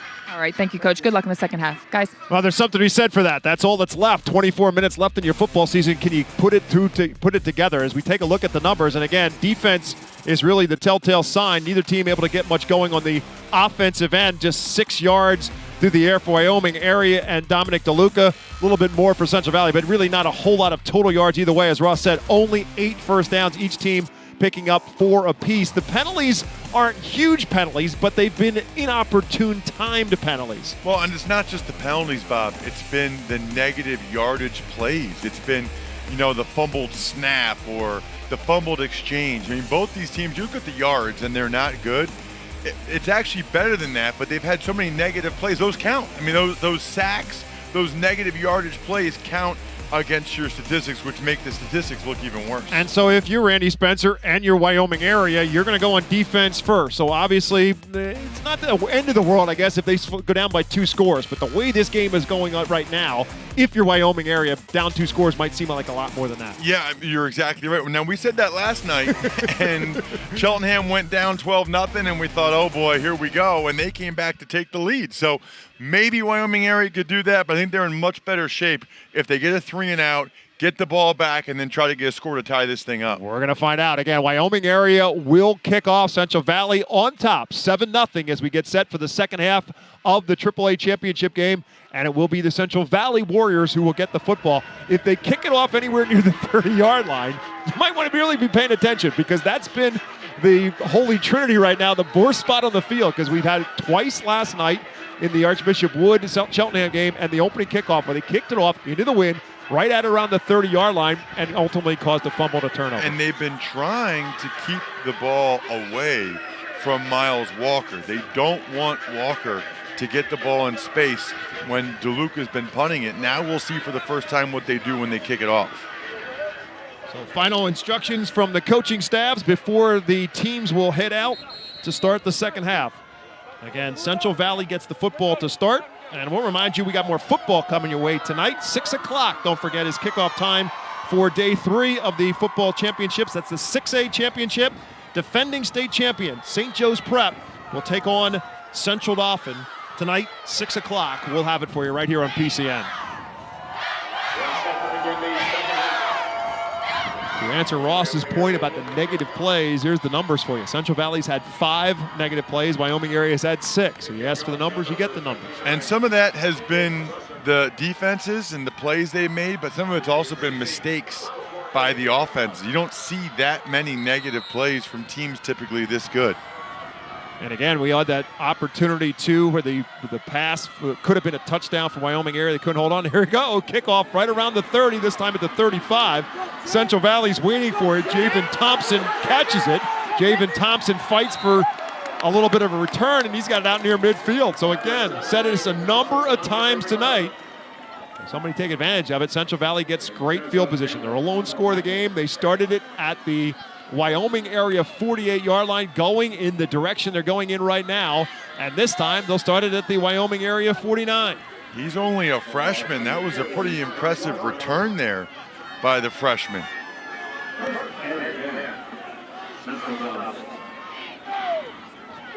Amir Dudley and Central Valley starting in Wyoming area territory for the third time. You see their first half series, but the final possession leading to a touchdown, and this is the guy that scored it, Jalen Guy, and he'll fight for a first down here.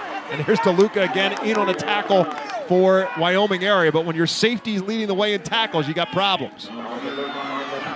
Well, you got that right, and that's a major issue right now for Wyoming area. Is it's starting to feel like DeLuca's making too many tackles. The last drive of the first half, and now already here on first down. 12 yards in the run for Jalen Guy. He's up over 75 yards in rushing on the afternoon, and they'll continue to feed it to the hot hand. He breaks himself through a gap and will fight his way close to the 30. Be 2 yards shy of the first down. It'll be 2nd and 8. And a little push after the play is over with.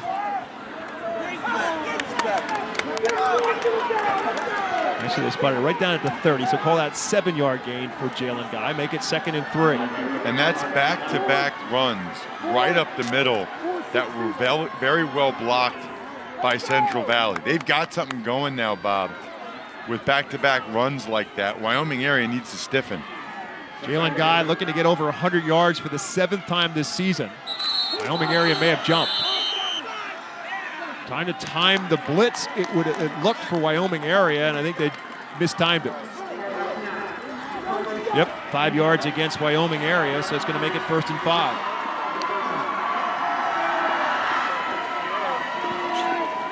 And it was Brasini, F.J. Brasini, the senior linebacker, that was trying to time that up. I said 1st and 5. It's 1st and 10. It gives them the penalty by way of first down. They were in a 2nd and 3, so they get the penalty. Here's Dudley on a play-action fake, looking for Walker, but he's under a heavy rush from Ambrosino, and the pass ends up short. Ambrosino's had a nice day. The senior tight end, defensive end, getting pressure there immediately on Amir Dudley. And really, Bob, if I'm Central Valley, I go right back to Jalen Guy, and I make Wyoming area show they can stop it. They had a lot of success with it their last drive of the first half. He's got 2 really nice runs already. I don't see any reason not to hand the ball to number 2 again. Amir Dudley just 3 for 7 throwing the football for 26 yards. He's had one picked off, and it looks like Wyoming area may have jumped again. Prior to the snap, encroachment, defense, 5-yard penalty, remains 2nd down. Make it 2nd and 5 now at the 20-yard line. Wyoming area, a little bit of self-destruction on their part. They'll change some personnel as well, as Tom Wojtkowski will now check into the game. And Dante Bavani will check out, and they make that quick snap again with Jalen Guy diving close to the 10, and could be good for another first down. 10 yards on the hook on the pickup for Guy, and it'll be 1st and 10 at the 10. Just methodically running it right up the middle against Wyoming area now. Every time they give the ball to Guy, going to his left. Seems like that's where he likes to run it. Thompson, the H-back, lined up on a wing to the left, and Guy follows that side. Gets to the 7, to the 6, 5, and spins to about the 3-yard line. Going to be 2nd down and goal to go. They spot him at the 2. That's 8 more for Jalen Guy. And it's starting to feel like a sense of inevitability right here. And once again, Central Valley, they are really quick to huddle, quick to the line of scrimmage. And Wyoming area is going to have a tough time getting guys off the field again. Exactly what they're trying to do. And they had to call timeout. Yeah, they did. So they're getting to the line of scrimmage quickly. Timeout. Wyoming. And they're forcing That's their Wyoming first area to charge call timeout. the timeout. Mark Lyons talking with Meg Bolger going to the locker room. He was upset with his team because they tried to do that a couple times in the first half and they weren't getting guys set and were actually jumping off sides. So clearly this is something that Central Valley does on a regular basis, and that's why he was perturbed by it, because they've done it before but they weren't executing it properly. They are right now, and it's costing Wyoming area. It's costing them penalties, it's costing them timeouts, and if you're Wyoming area, you might want to think twice about trying to substitute in all these situations because you're getting caught. So with 9 minutes and 41 seconds left to go in the third quarter, opening possession for Central Valley to start this second half. And they start at the Wyoming area 49-yard line. Right now they are in a 2nd and goal at the 2, trying to give themselves a 2-score lead. Jalen Guy has done all the work to this point. He tried to throw one pass in this drive. It was incomplete. I don't think you'll see a pass here. No, they're going to go back to that power backfield they used effectively on that first drive.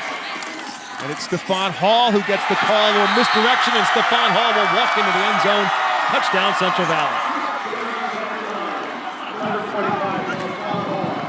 That's that same cross buck action. Fullback fakes one way. Hall comes back, follows Jalen Guy, number 2, right into the end zone. Boy, if you're number 76, Sammy Solomon for Wyoming area, you can't let Jalen Guy block you like that. You have him by 100 pounds right at the point of attack. That's an easy walk-in touchdown. So an impressive drive for Central Valley coming out of the locker room.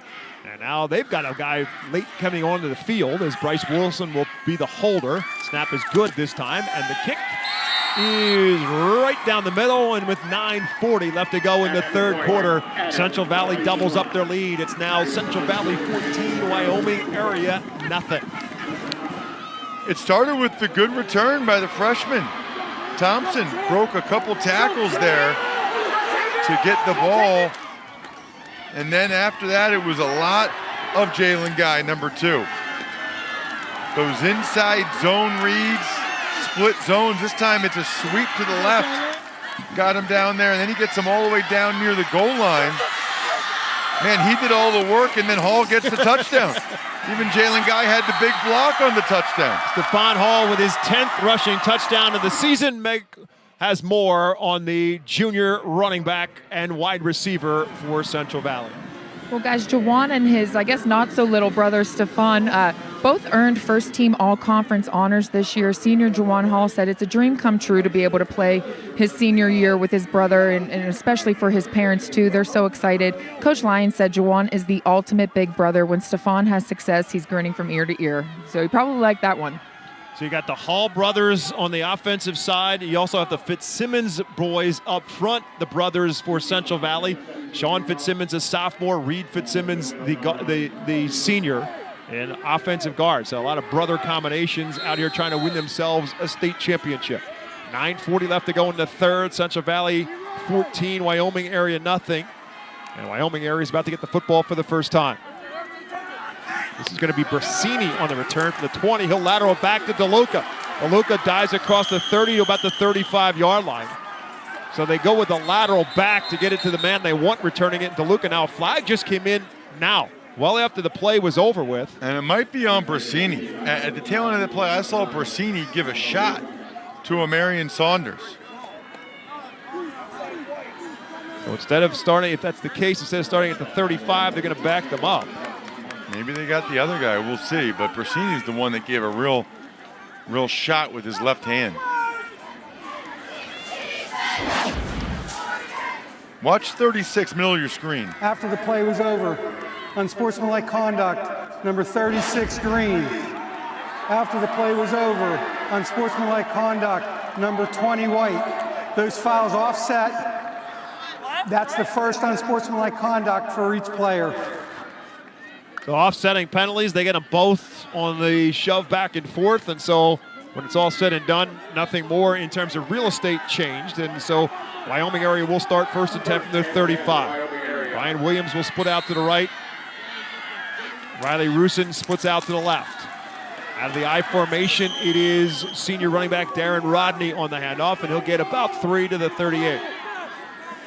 if you're Wyoming area, you don't need to get away from what you've been doing. I don't think just because they're down 14-0, Bob, they should come out and try to throw the ball all over the place. I don't think that'd be a recipe for success. I think they still need to try to run the ball between the tackles with Rodney, Harris, as well as DeLuca. Rodney ran for 136 yards last week in the semifinal win over Tamaqua. Not happening this time, though, as he's going to bounce down right at the line of scrimmage, and maybe on forward progress he'll pick up a yard. And on the tackle, Samuel Morrell in there defensively for Central Valley to knock Rodney down at the 40 or at the 39, excuse me. And so it'll be 3rd down and 6 coming up for Wyoming area. Just 24 yards right now in 7 carries for Darren Rodney, who's a 1,000-yard rusher on the season. Again, he did not start the season as the tailback. Corey Maruk, who was the starter, got injured early on. Here's a pump and fake looking for Rusin, and it's caught in the deflection. Great concentration. Stephon Hall tipped it, but Riley Rusin, that's the 2nd time today he's going to pass on a deflection. I mean, I think they only have like 3 or 4 completions, and a couple of them are off Central Valley defenders. Watch this. It's a pump and go. Miles Walker gets his left hand up, taps it. Great concentration by Rusin, and then he makes one guy miss. He almost took that to the house if he had kept his foot after the Stephon Hall tackle. Goes as a 24-yard gain. Here's DeLuca on his first carry of the second half. And he's trying to drag a defender with him, but that defender is 275-pound sophomore Sean Fitzsimmons, and he's going to win that fight. Sean Fitzsimmons is a good player, man. I've been watching him on both sides of the ball. Only a sophomore, the younger brother of Reed Fitzsimmons. How about the fact they both play guard, they both start both ways, but he is a good-looking young man. He'll have a chance to play at the next level for sure. So it's 2nd and 7 now after the 3-yard run for DeLuca. They're at the 32-yard line of Central Valley. Great fake, and DeLuca's got it. DeLuca's got a 1st down as well. Flag comes in as he dives inside the 25, and DeLuca's hurt.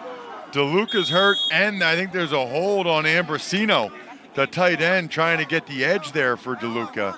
And we talked about everything Dom DeLuca can do and has done for this team.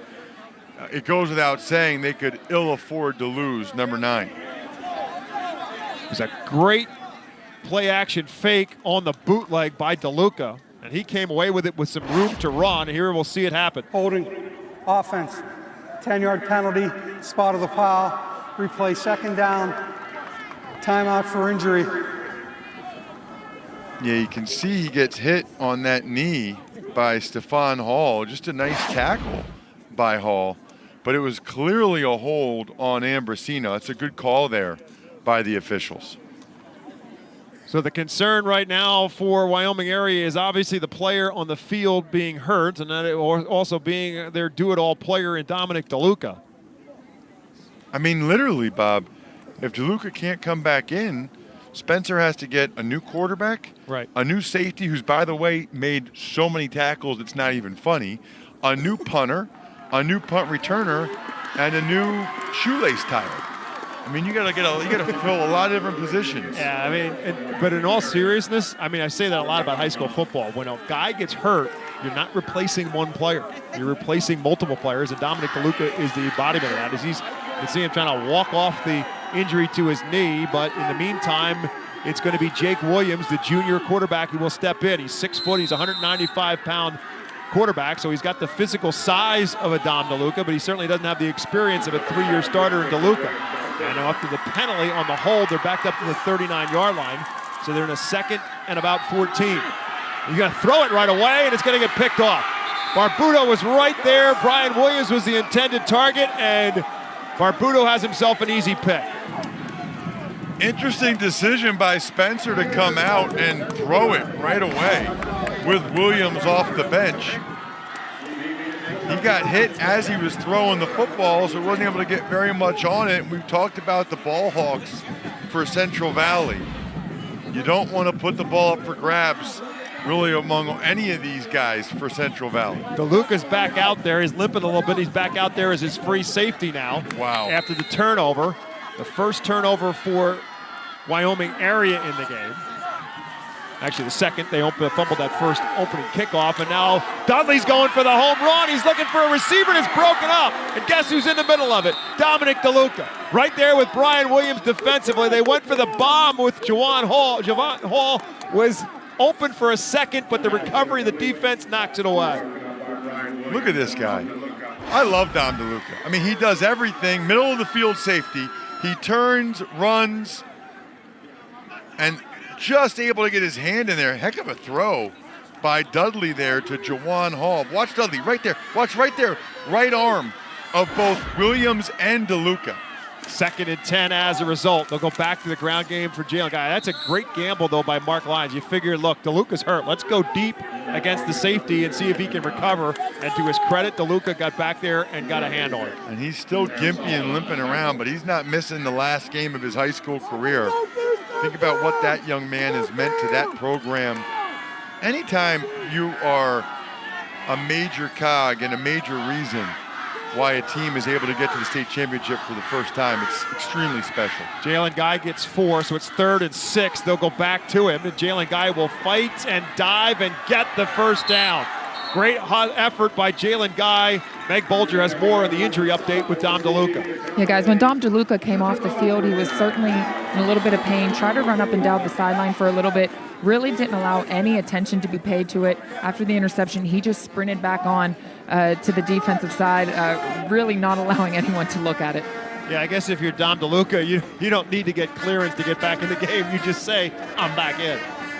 First down run for Jalen Guy, and so now it's 1st and 10 for Central Valley at the 39-yard line after the 12-yard run on a great 2nd and 3rd effort by Jalen Guy. They'll go right back to him. He's been the hot hand, and he'll fight for more. Another great 2nd, 3rd effort by Jalen Guy. He's in Wyoming area territory all the way down to the 41-yard line. So Central Valley's offensive line is starting to take over in this game, but Jalen Guy is the best player on the field. Here he runs through DeLuca again and keeps going. So impressed by his power at 170 pounds. This time, different story. They'll stack him up. Oh. Brasini comes away with the football, but the officials are going to say the play was blown dead after the 2-yard pickup. So it'll be 2nd down and 8.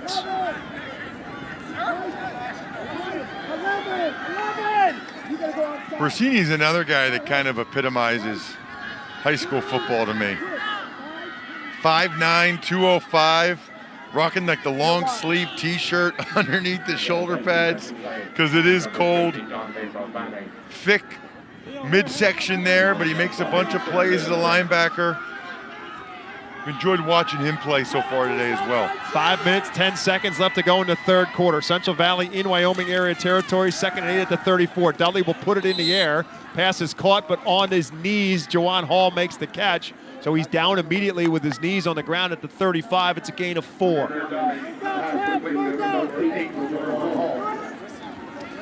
4-down territory, it feels like, for Central Valley, and for Wyoming area to have any chance in this football game, it feels like these next couple plays are very important. They got to get a stop, cannot allow Central Valley to get more points on the board.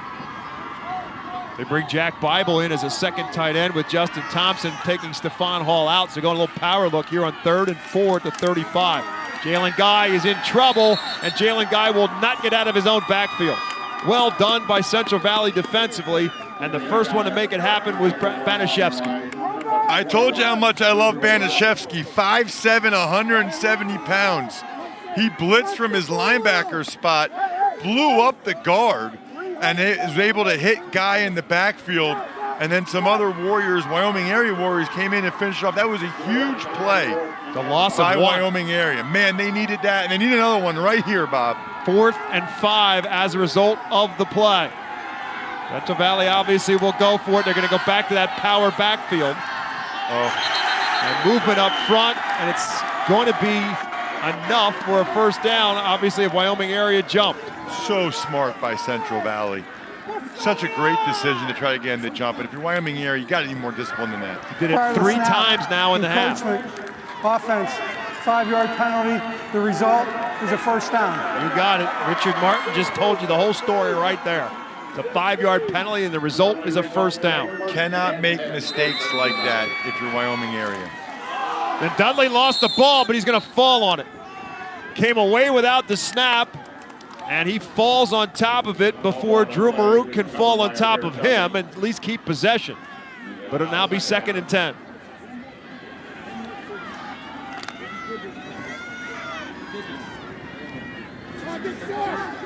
So a fortunate break for Amir Dudley, who has not really been a big part of the offense, reality, for Central Valley. They have not had a whole lot of effect throwing the football or running with it, but this guy has. Jalen Guy continuing to move the pile forward. This time he'll take it inside the 30 to about the 27 and picks up about 3 more.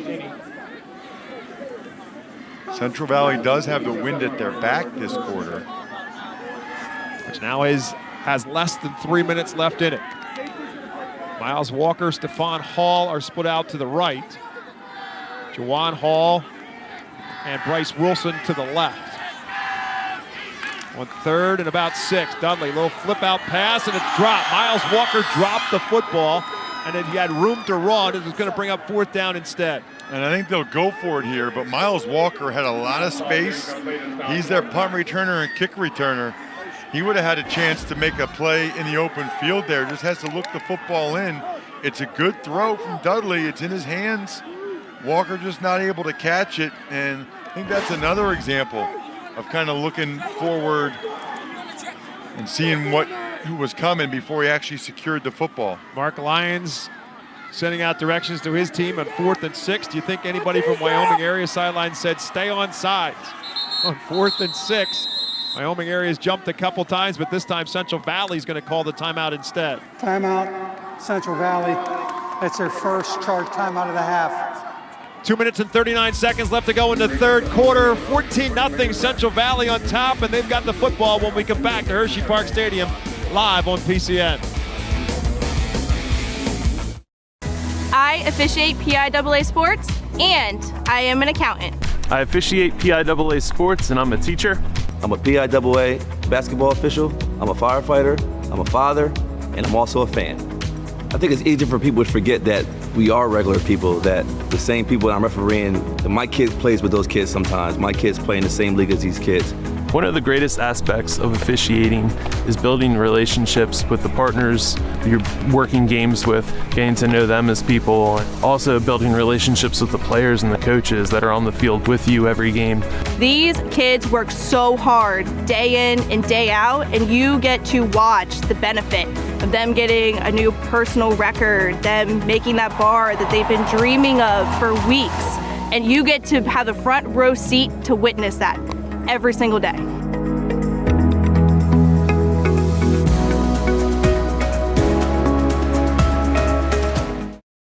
Exeter in Luzerne County is the hometown of the Wyoming area Warriors. They play in the Wyoming Valley Conference in Division III. Dallas, who we saw here on Thursday night in the 4A championship, is also in the Wyoming Valley Conference. They're in Division II of that conference. Central Valley with the lead and the football. They are from Monaca in Beaver County. They are on the longest drive either team has had in this game. This is the 11th play of the drive, and Dudley wants to throw for it on 4th down.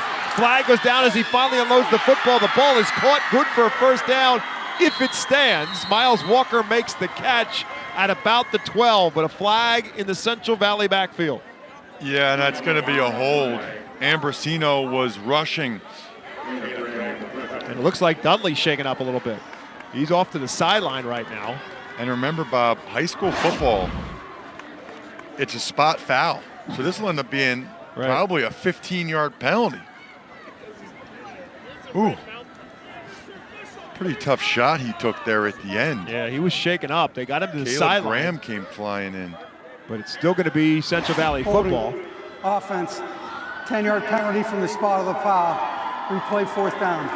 So it will remain 4th down. The question is whether or not Amir Dudley can get back out there and play it for Central Valley, because they're going to be backed up now to the 39-yard line. So it'll be 4th and about 18.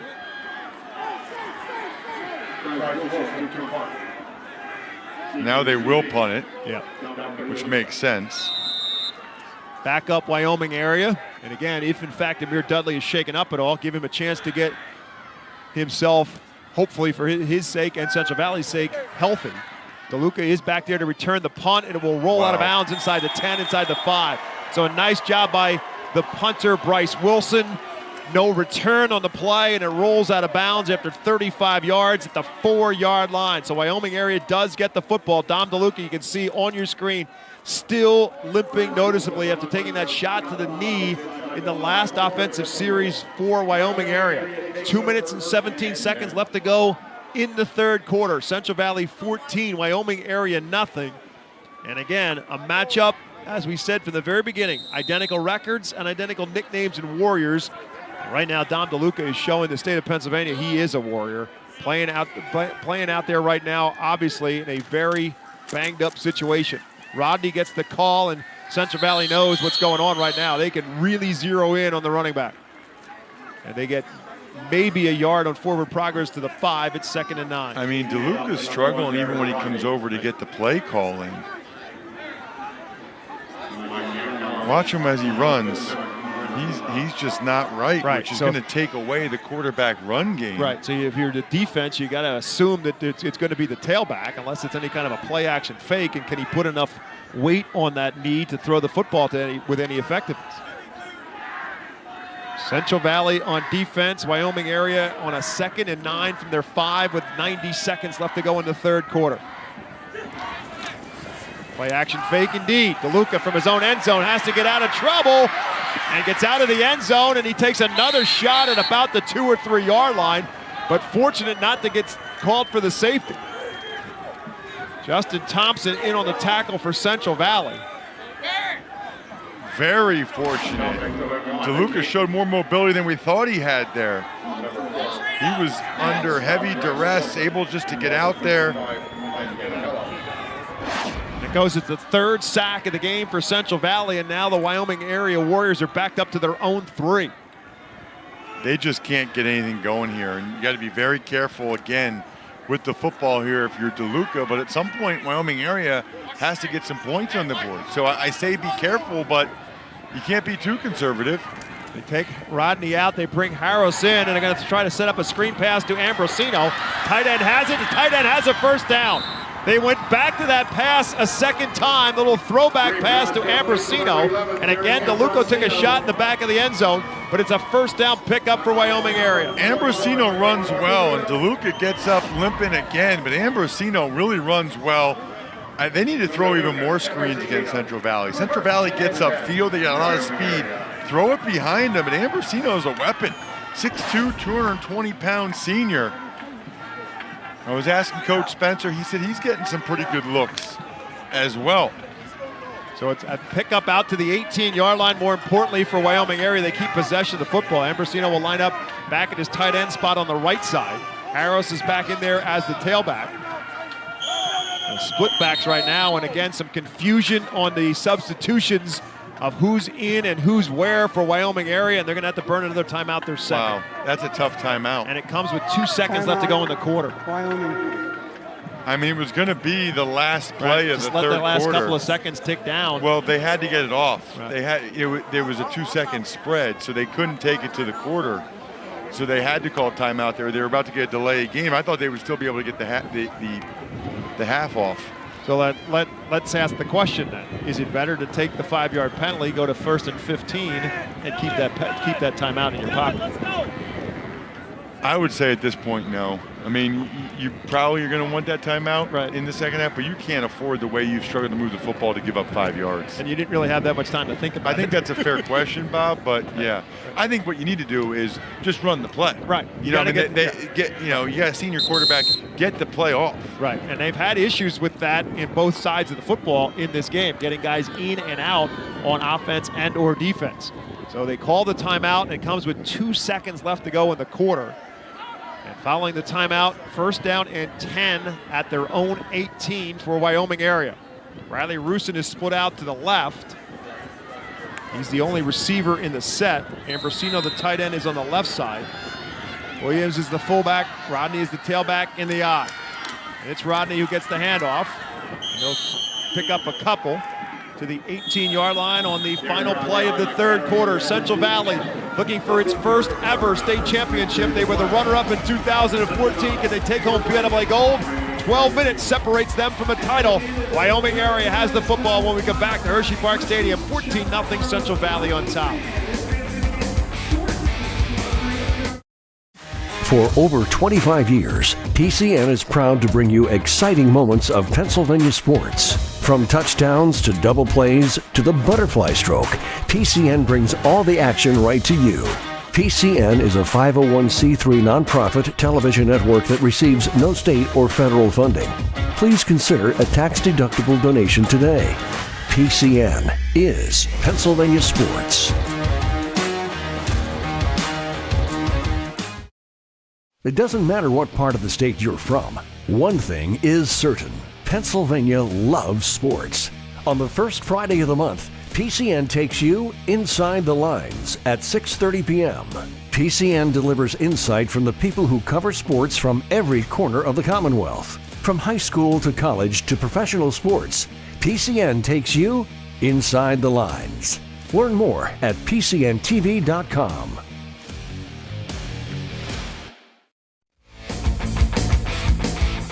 Sports fans remember the 2003, as they called it, the Snowball. Manheim Central, Pine Richland played, everyone. PCN was there, and now you can take a look back. Watch PCN Sports Classics on cable and streaming next Saturday night, December the 14th at 7 o'clock. Manheim Central, Pine Richland, 2003. It was an epic football game, and you can watch the recap of it next Saturday night. Watch the game in its entirety with some updates on what's going on with the players since that time. Manheim Central, Pine Richland, 2003, played right here at Hershey Park Stadium, but the weather was just a little bit different than it is today. Thank goodness. We start the fourth quarter alongside Ross Tucker. Meg Bolger's down on the sideline. My name is Bob McCool. Wyoming area with the football on a 2nd and 8. They shift out of the backfield. DeLuca's under center, and no one behind in the backfield behind him. They set up maybe another screen. DeLuca chased out of the pocket. He's going to throw that one away. Brian Williams was his intended target, but he had Fitzsimmons chasing after him. Sean Fitzsimmons, I should be more specific because there are two of them out there. Sean, the sophomore, chasing Dom DeLuca. He throws it away. Sean Fitzsimmons really moves well for 6'3", 275, and Dom DeLuca is really not moving well right now. Yeah, and in that situation, that's a bad place to be if we're a quarterback. With a big guy like that chasing you from behind, if he should catch you, you don't want that falling on top of you. So it's now a 3rd and 8 as a result for Wyoming area from their own 20-yard line. Leo Harris is in the backfield with Williams. They're now split behind DeLuca. Straight drop. Looks left, looks right, can't find anybody open, finds himself some time, and it's caught. Riley Rusin has the catch. Riley Rusin's got room to run to the 30, to the 20, to the 10, one man to beat. Touchdown, Wyoming area. Riley Rusin may have intercepted it from his own man because Ambrosino was right there. He took it and took it to the house. Riley Rusin is cracking me up with the catches he's made today. 2 have been off of tipped passes. That one, watch DeLuca, okay? DeLuca's under pressure again. I don't know how he escaped right there, and he just chucks it up. He's throwing for Ambrosino. Like Ambrosino's going to get it, but no! Rusin comes flying in. We got to ask DeLuca after the game who he was throwing that ball to, because he was trying to throw that to Ambrosino, and Rusin comes out of nowhere, intercepts it for a touchdown for his own team. DeLuca will hold. The extra point attempt is up and home. Stanley Bodersky with the extra point, and the deficit has been cut in half. An 80-yard touchdown pass. Dominic DeLuca to Riley Rusin for a score. I will answer your question. If DeLuca says he was throwing it for Rusin, he's lying. Because there's not a chance. He didn't see him. There's no way he could have. He was throwing that to Ambrosino without a doubt. Who would have thought that the team in this game with an 80-yard touchdown would be Wyoming area? Not me, but that just worked out perfectly. I think they even thought the ball was going to Ambrosino. Watch, this is unbelievable. I love high school football. Watch this. Nope, I'm getting it. You know, they're all going that way. They got 3 defenders around the guy they thought was going to catch the football too. And Rusin could run because Miles Walker had the angle on him and was coming. Rusin had enough, though, to get in the end zone. What a play and what a game again. We are 2 for 2 for me last night, Bob. I love it. That's the second touchdown pass reception of the season for Riley Rusin, and it goes 80 yards, and it cuts the deficit for Wyoming area at half. It's 14-7. We still got 11:39 left to go. A whole new ball game right now for Wyoming area. I'm going to tell you right now, Riley Rusin's the first player in Pennsylvania high school state championship history to catch 2 tipped balls and intercept the pass from his own team for a touchdown.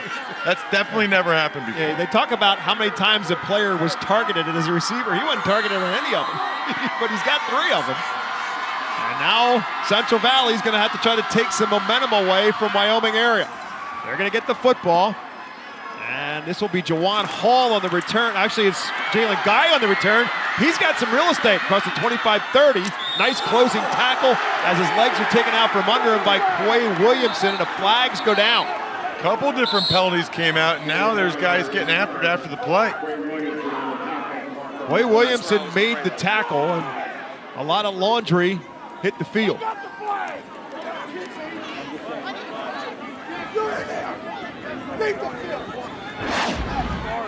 Here's the return. Again, it's Jalen Guy on the kickoff return.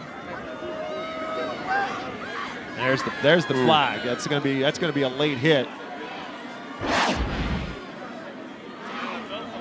Question is whether there was a second hit that's going to offset it. During the return, block in the back, receiving team, 10-yard penalty from the spot of the foul. After the play was over, personal foul, kicking team will come back 15 yards. It'll be first down. So we'll stay Central Valley football quite obviously on the return. So they'll walk off the 1 penalty.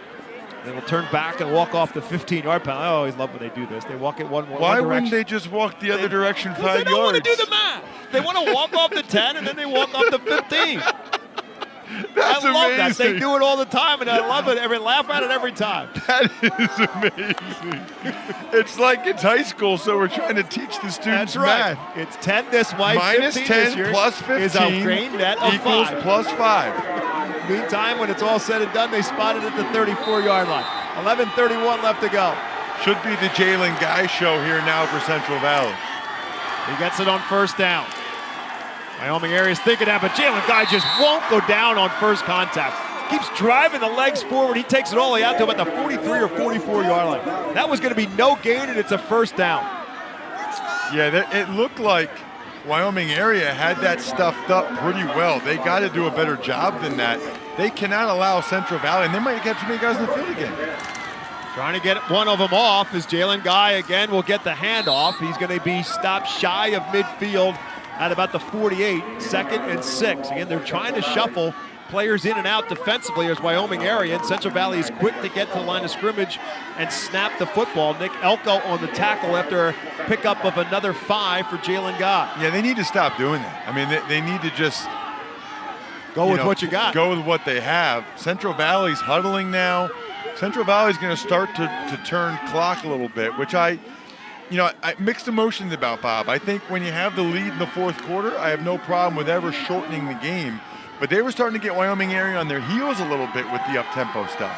2nd and 5 after the run by Jalen Guy. Right back to him, trying to get outside. This time it won't happen. Played perfectly defensively by Drew Burrow.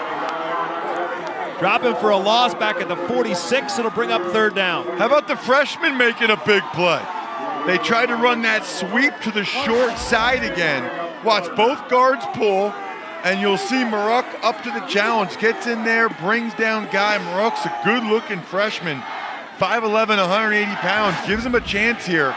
This is a gigantic 3rd down play. 3rd and 8 for Central Valley. Dudley again will hand it off to Guy, and Guy gets to midfield, and that's it.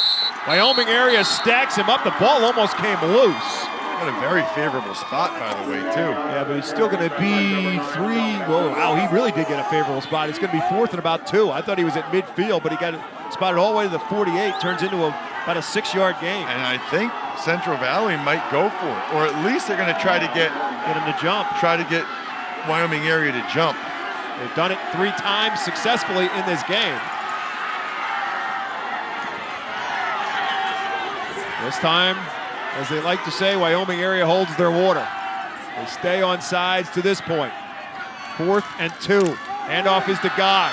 Got him stacked up. Do they get him to keep him for the first down? Yeah, he did. He is short. And so Wyoming area is going to get the football in great field position. Guess who made the tackle? Number 9. Well, I couldn't tell who made the tackle, Yeah, there's a lot of I would bodies have guessed there. number 9. But flying to the middle of the field from his safety position is DeLuca. And look at my guy, F.J. Bersini. Watch number 9. Left to go. Scrapes over the top. He got in on there, but there were some other guys, Bersini as well, that made the tackle before him. They needed to get 2. They got 1. Wyoming area has the football at their own 47-yard line. Brian Williams splits out to the left, and Riley Rusin splits out to the right. DeLuca from the shotgun with Williams on one side of him, Rodney on the other.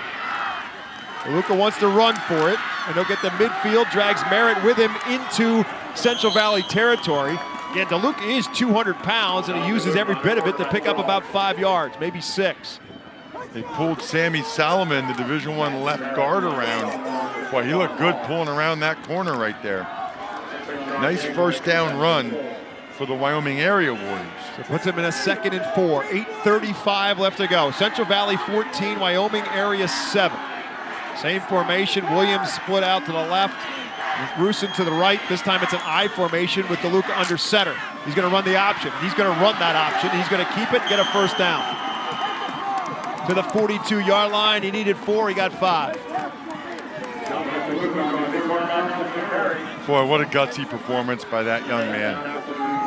I mean, he is clearly not 100%, but he's in the game, and it's the state championship, and it's his senior year, and he's going to give it everything he's got. How about this? They've made the change. They were bringing DeLuca over to get the play on every play. They just had Riley Rusin send the play into the huddle. So they're keeping DeLuca from having to run to the sidelines because of the issue with his leg. Now he's back under center, and they're going to hand it off to Rodney, and Rodney will fight inside the 40. Forward progress picks him up maybe 3 to the 39-yard line. Been difficult for Wyoming area to get Darren Rodney on track today. 7 times in the last 9 games he's been over 100 yards. That's his 10th carry of the day for just 30. This time DeLuca does come over to get the play. Clock continues to run with 7:25 left to go. Again, Wyoming area had to burn 2 timeouts in that 3rd quarter, so they only have 1 left. They're down 14-7. And in Central Valley territory at the 39-yard line. Back to Rodney. And he is pinned in his own backfield, and that is the other of the Fitzsimmons, the elder Fitzsimmons, Reed on the tackle. What a job by Reed Fitzsimmons. They ran a counter there and pulled the left guard Solomon again, and Fitzsimmons read that, able to make the tackle in the backfield. And not easy to make a tackle based on what his right hand looks like. He's got a big old cast on that right hand. Watch 51 make the tackle. Right off the double team comes in there. As our partner Brandon Noble once called it, looks like he's got a Q-tip on his hand. And he makes the tackle, went back at the 40. Makes it 3rd down and 8 now for Wyoming area at the Central Valley 40-yard line. Harris, the receiver, in motion. They're going to fake that rend around to him and look deep. They got a man. It's Brian Williams. He made the catch inside the 10. Brian Williams fends off a couple of defenders, and it's 1st and goal to go. This is unbelievable. They haven't been able to throw the ball well all game long. Williams is actually double covered. They fake a little Statue of Liberty there. And then down to Williams. Oh, fingertip grab. Hall got in there and tipped the ball.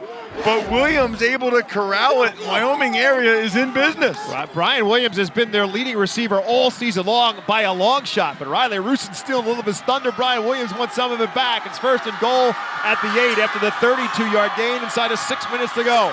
Wyoming area trying to drive for the touchdown. DeLuca wants to keep it himself on a bootleg, but they've got him by the ankle and won't let him go. Bryce Wilson on the tackle. Terrific discipline by Bryce Wilson, the sophomore free safety there. He was ready. It was a nice fake by DeLuca. Thought he'd be able to get the edge and maybe even get a touchdown. Watch the fake there. It's well blocked except for Wilson. Wilson crouches down, grabs that ankle, and doesn't let go. He was the only Central Valley defender out there. 2nd and goal as a result at the 7. Back to the I formation. DeLuca back under center. It's Rodney on the handoff. Rodney lowers the shoulder inside the 5 and gets to about the 3. And it's Matt Merritt again on the tackle for Central Valley. 3rd and goal at the 2. Good, tough run there by Rodney. One of the best inside runs of the game by Wyoming area. And at this point, you're kind of expecting something where DeLuca or Rodney's going to run the ball right into the teeth of that defense again. They just brought Brian Williams to the sideline. Got to think they're going to go with a power look here with a couple of tight ends.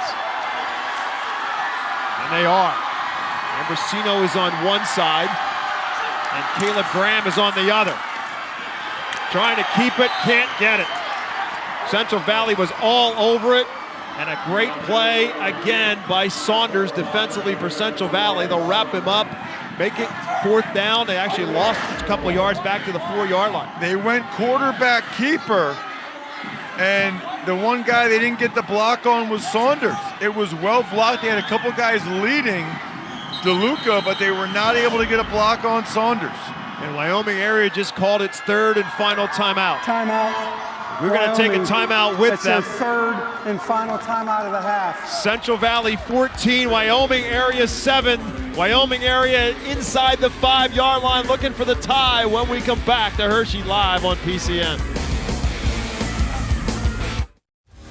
A PCN Select subscription is more than a single championship. It's a year of Pennsylvania sports. PCN Select is a great value for all seasons. Previous PIAA championships, sports profiles, inside the lines, PA books about Pennsylvania sports, and PCN Sports Classics, all on demand. Check out PCNTV.com for more details. PCN is Pennsylvania sports.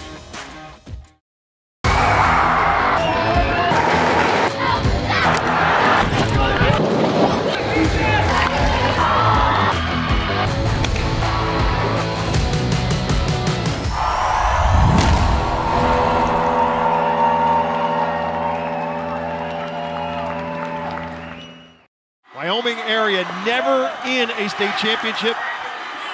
Meg Bolger told you earlier in this game they've never won a state championship in any sport. Here they are looking on a 4th and goal from the 4. DeLuca wants to throw for it. Looking to the end zone. Ambrosino's wide open. They're now an extra point away from tying this one up. All of the run action was to the right. They've had a lot of success with screen passes and throwback plays. Ambrosino comes across the formation. He's a nice looking athlete. Wide open, touchdown, Wyoming area. Wyoming area had a combined 30 yards of offense in the first half. Second half, they're over 200 yards, and now an extra point away from tying this one up. Stanley Baderski will kick it. DeLuca will hold it. The snap is good. The hold is down. The kick is through. We're tied with 4:02 left to go in the football game. Down 2 scores. Wyoming area has responded with 2 scores. We're even at 14. It really started with the 4th down stop. They were able to get the stop, and then DeLuca running the ball up the middle. DeLuca again able to get some yardage, and then this was a big play. Down to Brian Williams. What a catch in traffic.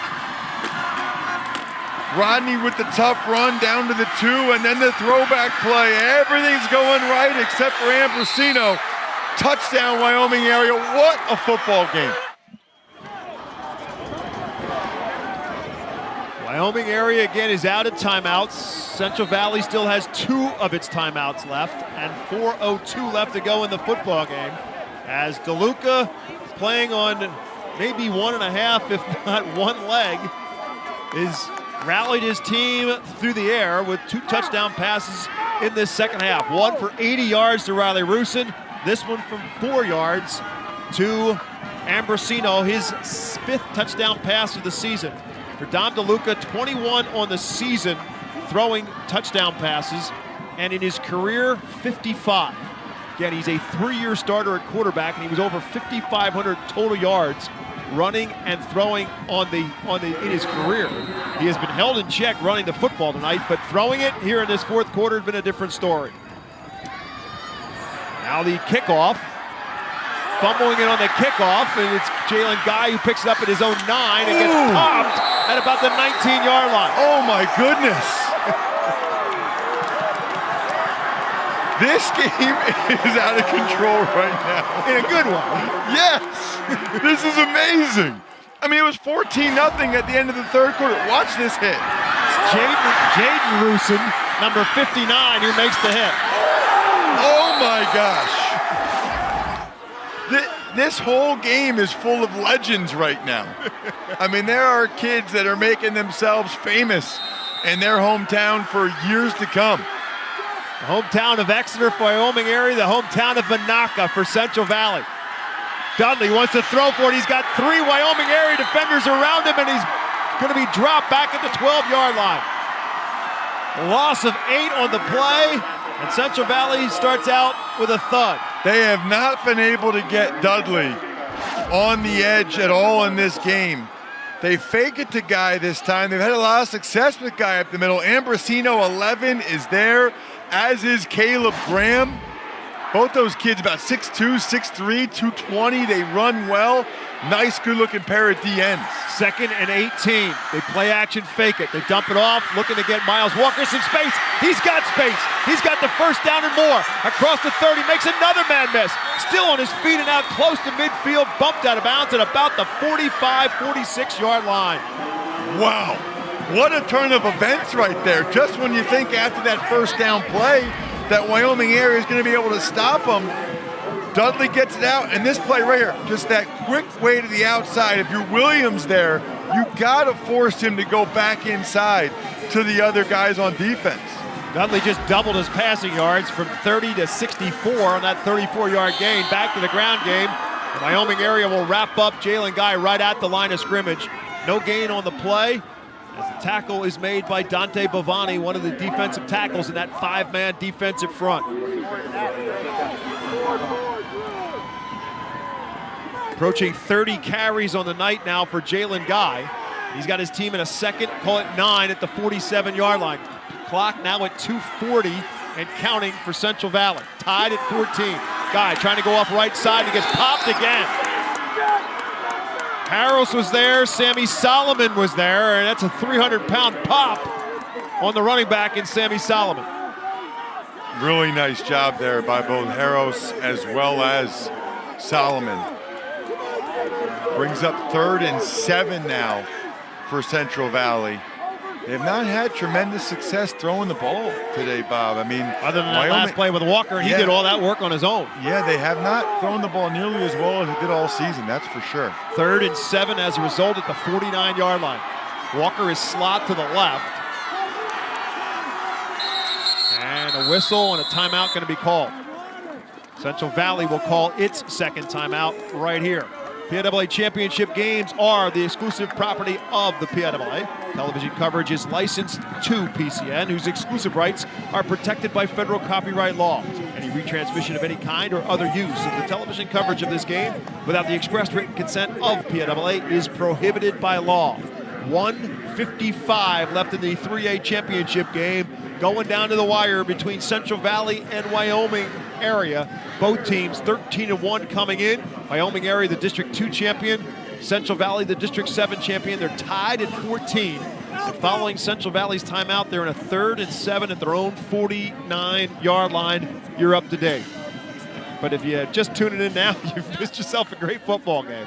Yeah, these games get replayed here on PCN. Oh, absolutely. Go ahead right now and set your DVR for this one. And I'm not saying that just so you can see the handsome fellas at the start of the game. I want you to be able to see this whole thing. Because however it ends at this point, Bob, I'm telling you, there are legends being made. Stephon Hall will split out to his left side. Right side will be Jawan Hall and Miles Walker, with Walker in the slot. 3rd and 7. Now Walker will go in motion. Dudley juggled the snap for a moment. The pass is knocked up in the air and going to fall incomplete. It was Caleb Graham who got his hands up there and knocked it in the air. I'm surprised Riley Rusin wasn't there to catch it. He doesn't play defense, but he should have. He's caught every other deflected pass. Left side of your screen. Watch Graham. Gets the right hand up. That ball was in the air for a little while there, Bob. A lot of times those things do get picked off, and they're going to punt it away, which I think is the right decision.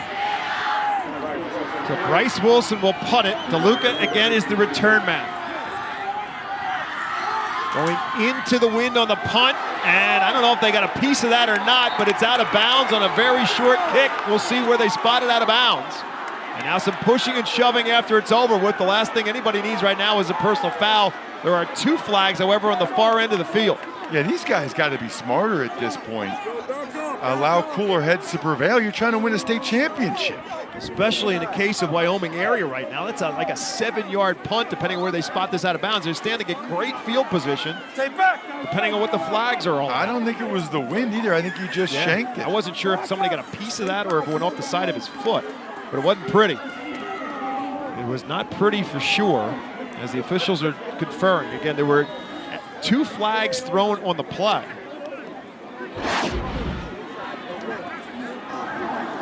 After the play was over, he took a peek. Unsportsmanlike conduct, kicking team, number 8. That's his first unsportsmanlike conduct of the game. 15-yard penalty, first down. Wow, that is huge for Wyoming area. It gives them a first down in Central Valley territory after they walk off the 15 yards. Wow. Gets a little bit easier now for Wyoming area with 1:43 left to play. Well, at the end of the play, number 8 comes in. The ball's out of bounds. I don't know what he's doing.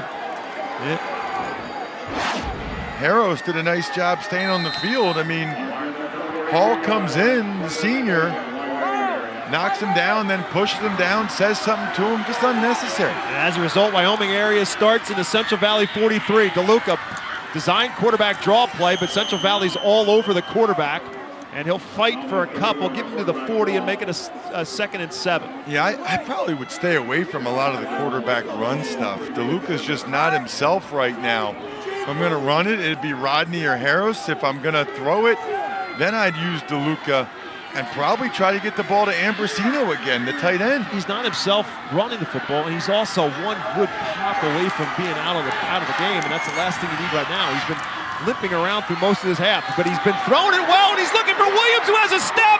Did he hold on? He did. Brian Williams will be spotted down at the 1-yard line, 1st and goal. Unbelievable. Dom DeLuca putting the air under it for Brian Williams, senior to senior. And Wyoming area has the ball at the 1, and that might be better off, Bob, because they can run some clock. You got it. Watch this throw. Brian Williams just able to beat Barbudo, bobbles it, corrals it, and he was close to scoring. Yeah, he was, but you're right. It's better to be at the 1 right now for Wyoming area because they can run some time off the clock, and now they'll take it in for the touchdown. But by doing so, they were able to run a good 30 seconds or so off the clock. But more importantly, Wyoming area has the lead.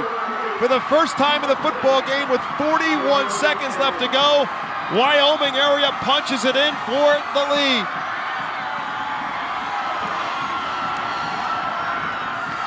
What an incredible football game. They go with the power backfield. DeLuca, the quarterback keeper, takes it home for his 13th rushing touchdown of the season. Right behind his big left guard, Sammy Solomon. It was 14-0 at the end of the 3rd quarter. About to be 21 unanswered points by Wyoming area. The extra point is good, but a flag on the play. Don't forget about that personal foul penalty. It made it a shorter field for them to work with. Wyoming area jumped, so they're going to have to kick it a little bit further back. It's still important because there's still 41 seconds left to go in this game, and with the explosiveness of Central Valley. False start, offense, 5-yard penalty, replay the try. If you're in Wyoming area, you can't get in a situation of caught celebrating a little bit because this is not over.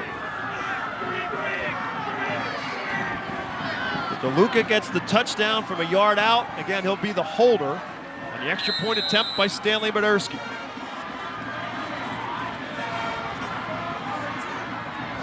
Good snap, down, long enough, and through. 41 seconds to go in the football game. Wyoming area 21, Central Valley 14. Here was the big play, Bob. DeLuca to Williams, puts it right on him. Williams bobbles and catches it, and then the quarterback keeper. Who would have thought it'd be Wyoming area with the big plays in the passing game? 3 of them now here, all in the fourth quarter, and it started with the Rooston interception, which wasn't an interception at all because they were on offense. DeLuca is now 9 out of his last 10, and his receivers have come up with some big ones. Brian Williams has made some great catches and some great play designs. Those throwbacks to Ambrosino have been outstanding, and they've really executed well in this second half. But again, you've left 41 seconds left to go on the clock, and we've talked about it since the open of this football game. Central Valley's got an awful lot of explosive players out on that field, and they only need to get a slip or an edge somewhere, and they can be gone. And now DeLuca, I think, is lobbying to get out there on special teams, and he is. He's on the kickoff coverage team right now, too. Well, the last thing they want is to allow Central Valley to take this back to the house. You got to be very, very careful when you kick this football and who you kick it to. Miles Walker, Jalen Guy are the 2 return men. No chance I'm letting either one of those guys get this ball in their hands. This would be a squib. Wow. Well, they kicked it deep. They got the wind to their back, and Miles Walker will let it bounce into the end zone. All right, well, there you go. That's why, only because they have the wind to their back, so they use it to their assistance to get it into the end zone. And Central Valley's got to go 80 yards. They're down by a touchdown. They've got 41 seconds to work with, 1 timeout, and they'll start 1st and 10 from their own 20-yard line. Man, when it was 14-0 and they were running the football like that, I thought they had it. And I thought Central Valley was running it very effectively with Jalen Guy. Now they're going to have to find a way to get some big chunks of yardage. They only have 1 timeout left. If you're Wyoming area, you want to keep everything in front of you, and you want to make the tackle in the field of play. You want to have outside leverage. Try to force them to get tackled in the field of play. 4 receivers set. Dudley looking right all the way. Little out pattern. The pass is caught. Stepping out of bounds was Juwan Hall. Hall tried to take it upfield, but he stepped out of bounds in the process at the 36. It is a first down pickup. 33 seconds left to go. Yeah, he tried to come back in the field of play. He had it right the first time. You got to go out of bounds right there and stop the clock. That's too big a chunk of yardage for Wyoming area to give up, and they got to make the tackle in bounds. Makes a huge difference. Saves a timeout as well for Central Valley. They're at the 36 at this point. 33 seconds left to go.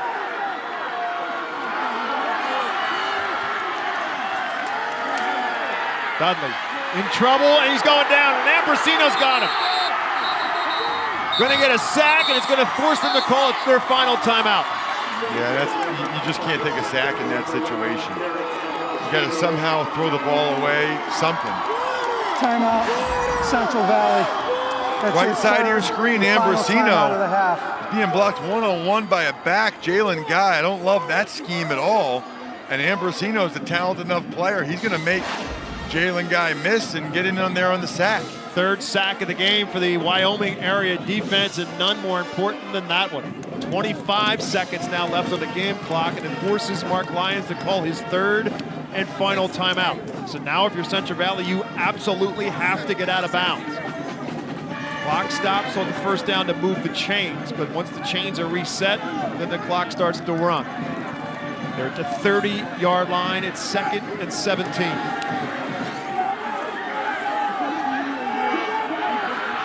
6A championship game tonight, 6 o'clock kickoff. The big boys got some work to do to match up with what we've seen in the last 2. The 5A championship went down to the wire with Archbishop Wood beating Cheltenham. The 3A championship is down to the wire. Central Valley trying to come back now against Wyoming area. 2nd and 17 at the 29. Again, looking for the out pattern. Pass is caught by Juwan Hall right near the sticks and gets out of bounds. Got exactly what he needed to do, which was right near the chains and get out of bounds. Going to be a yard shy of a first. Again, I'm not sure why Wyoming area isn't playing outside leverage and making sure they tackle these guys in the field of play. That's a couple times now. I mean, the clock would still be going. They don't have any timeouts left. You can still play deep, but have outside leverage. So it's third and very short as they spot the football with 20 seconds left to go. Especially when you've got two deep safeties.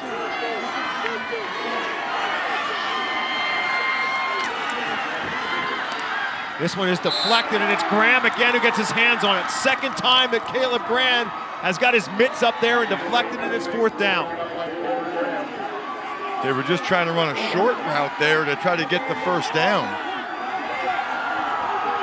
This could be the ball game. Absolutely. Central Valley needs to pick up the first down to get the first to keep the game alive, and they're in a very short fourth down. I mean, they could pick up the first down, stop the clock until they move the chains, but they're down to 17, but they've got to keep the ball, so maybe just pick up the first down here.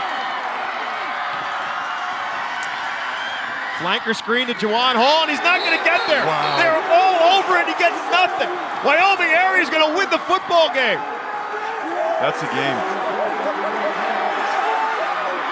Extremely well read by Wyoming area. They were all over Juwan Hall. They actually lost a yard on the play.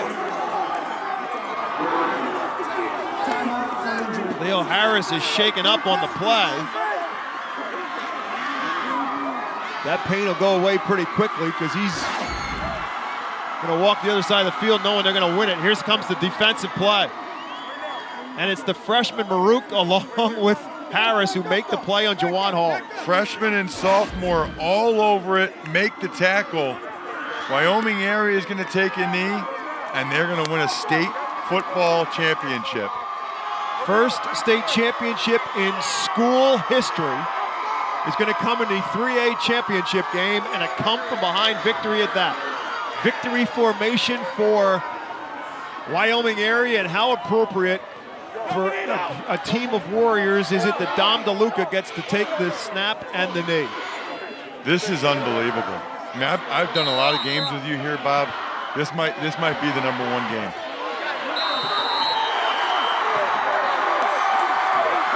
Wyoming area, your 2019 3A state champion.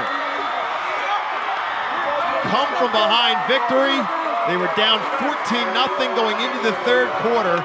The play that changed it all around was that man, Riley Rusin, on the 80-yard touchdown pass. They got him on the board, got it to a 14-7 game, but clearly changed the momentum of this football game in Wyoming area's favor. It really did. That play where Rusin, the ball wasn't even being thrown to him, we don't think, came out of nowhere, caught the pass, and went 80 yards. What an unbelievable game between two fantastic AAA football teams. That's going to do it for the regular portion of our game, but don't go anywhere. We've got some medals to hand out and words with winning coach and player of the game, all when we come back to Hershey Park Stadium. Wyoming area is your champion in 3A, 21-14.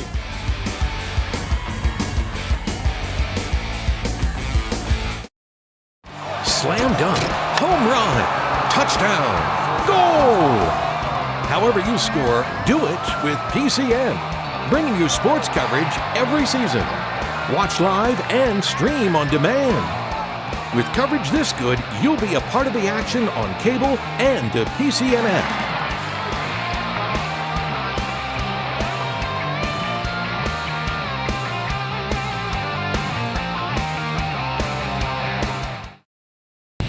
Relive the action with PCN. Did you know you can rewatch this and other PIAA championships with the PCN Select streaming service? You can also purchase digital downloads, Blu-rays, and DVDs of PIAA sports championships on the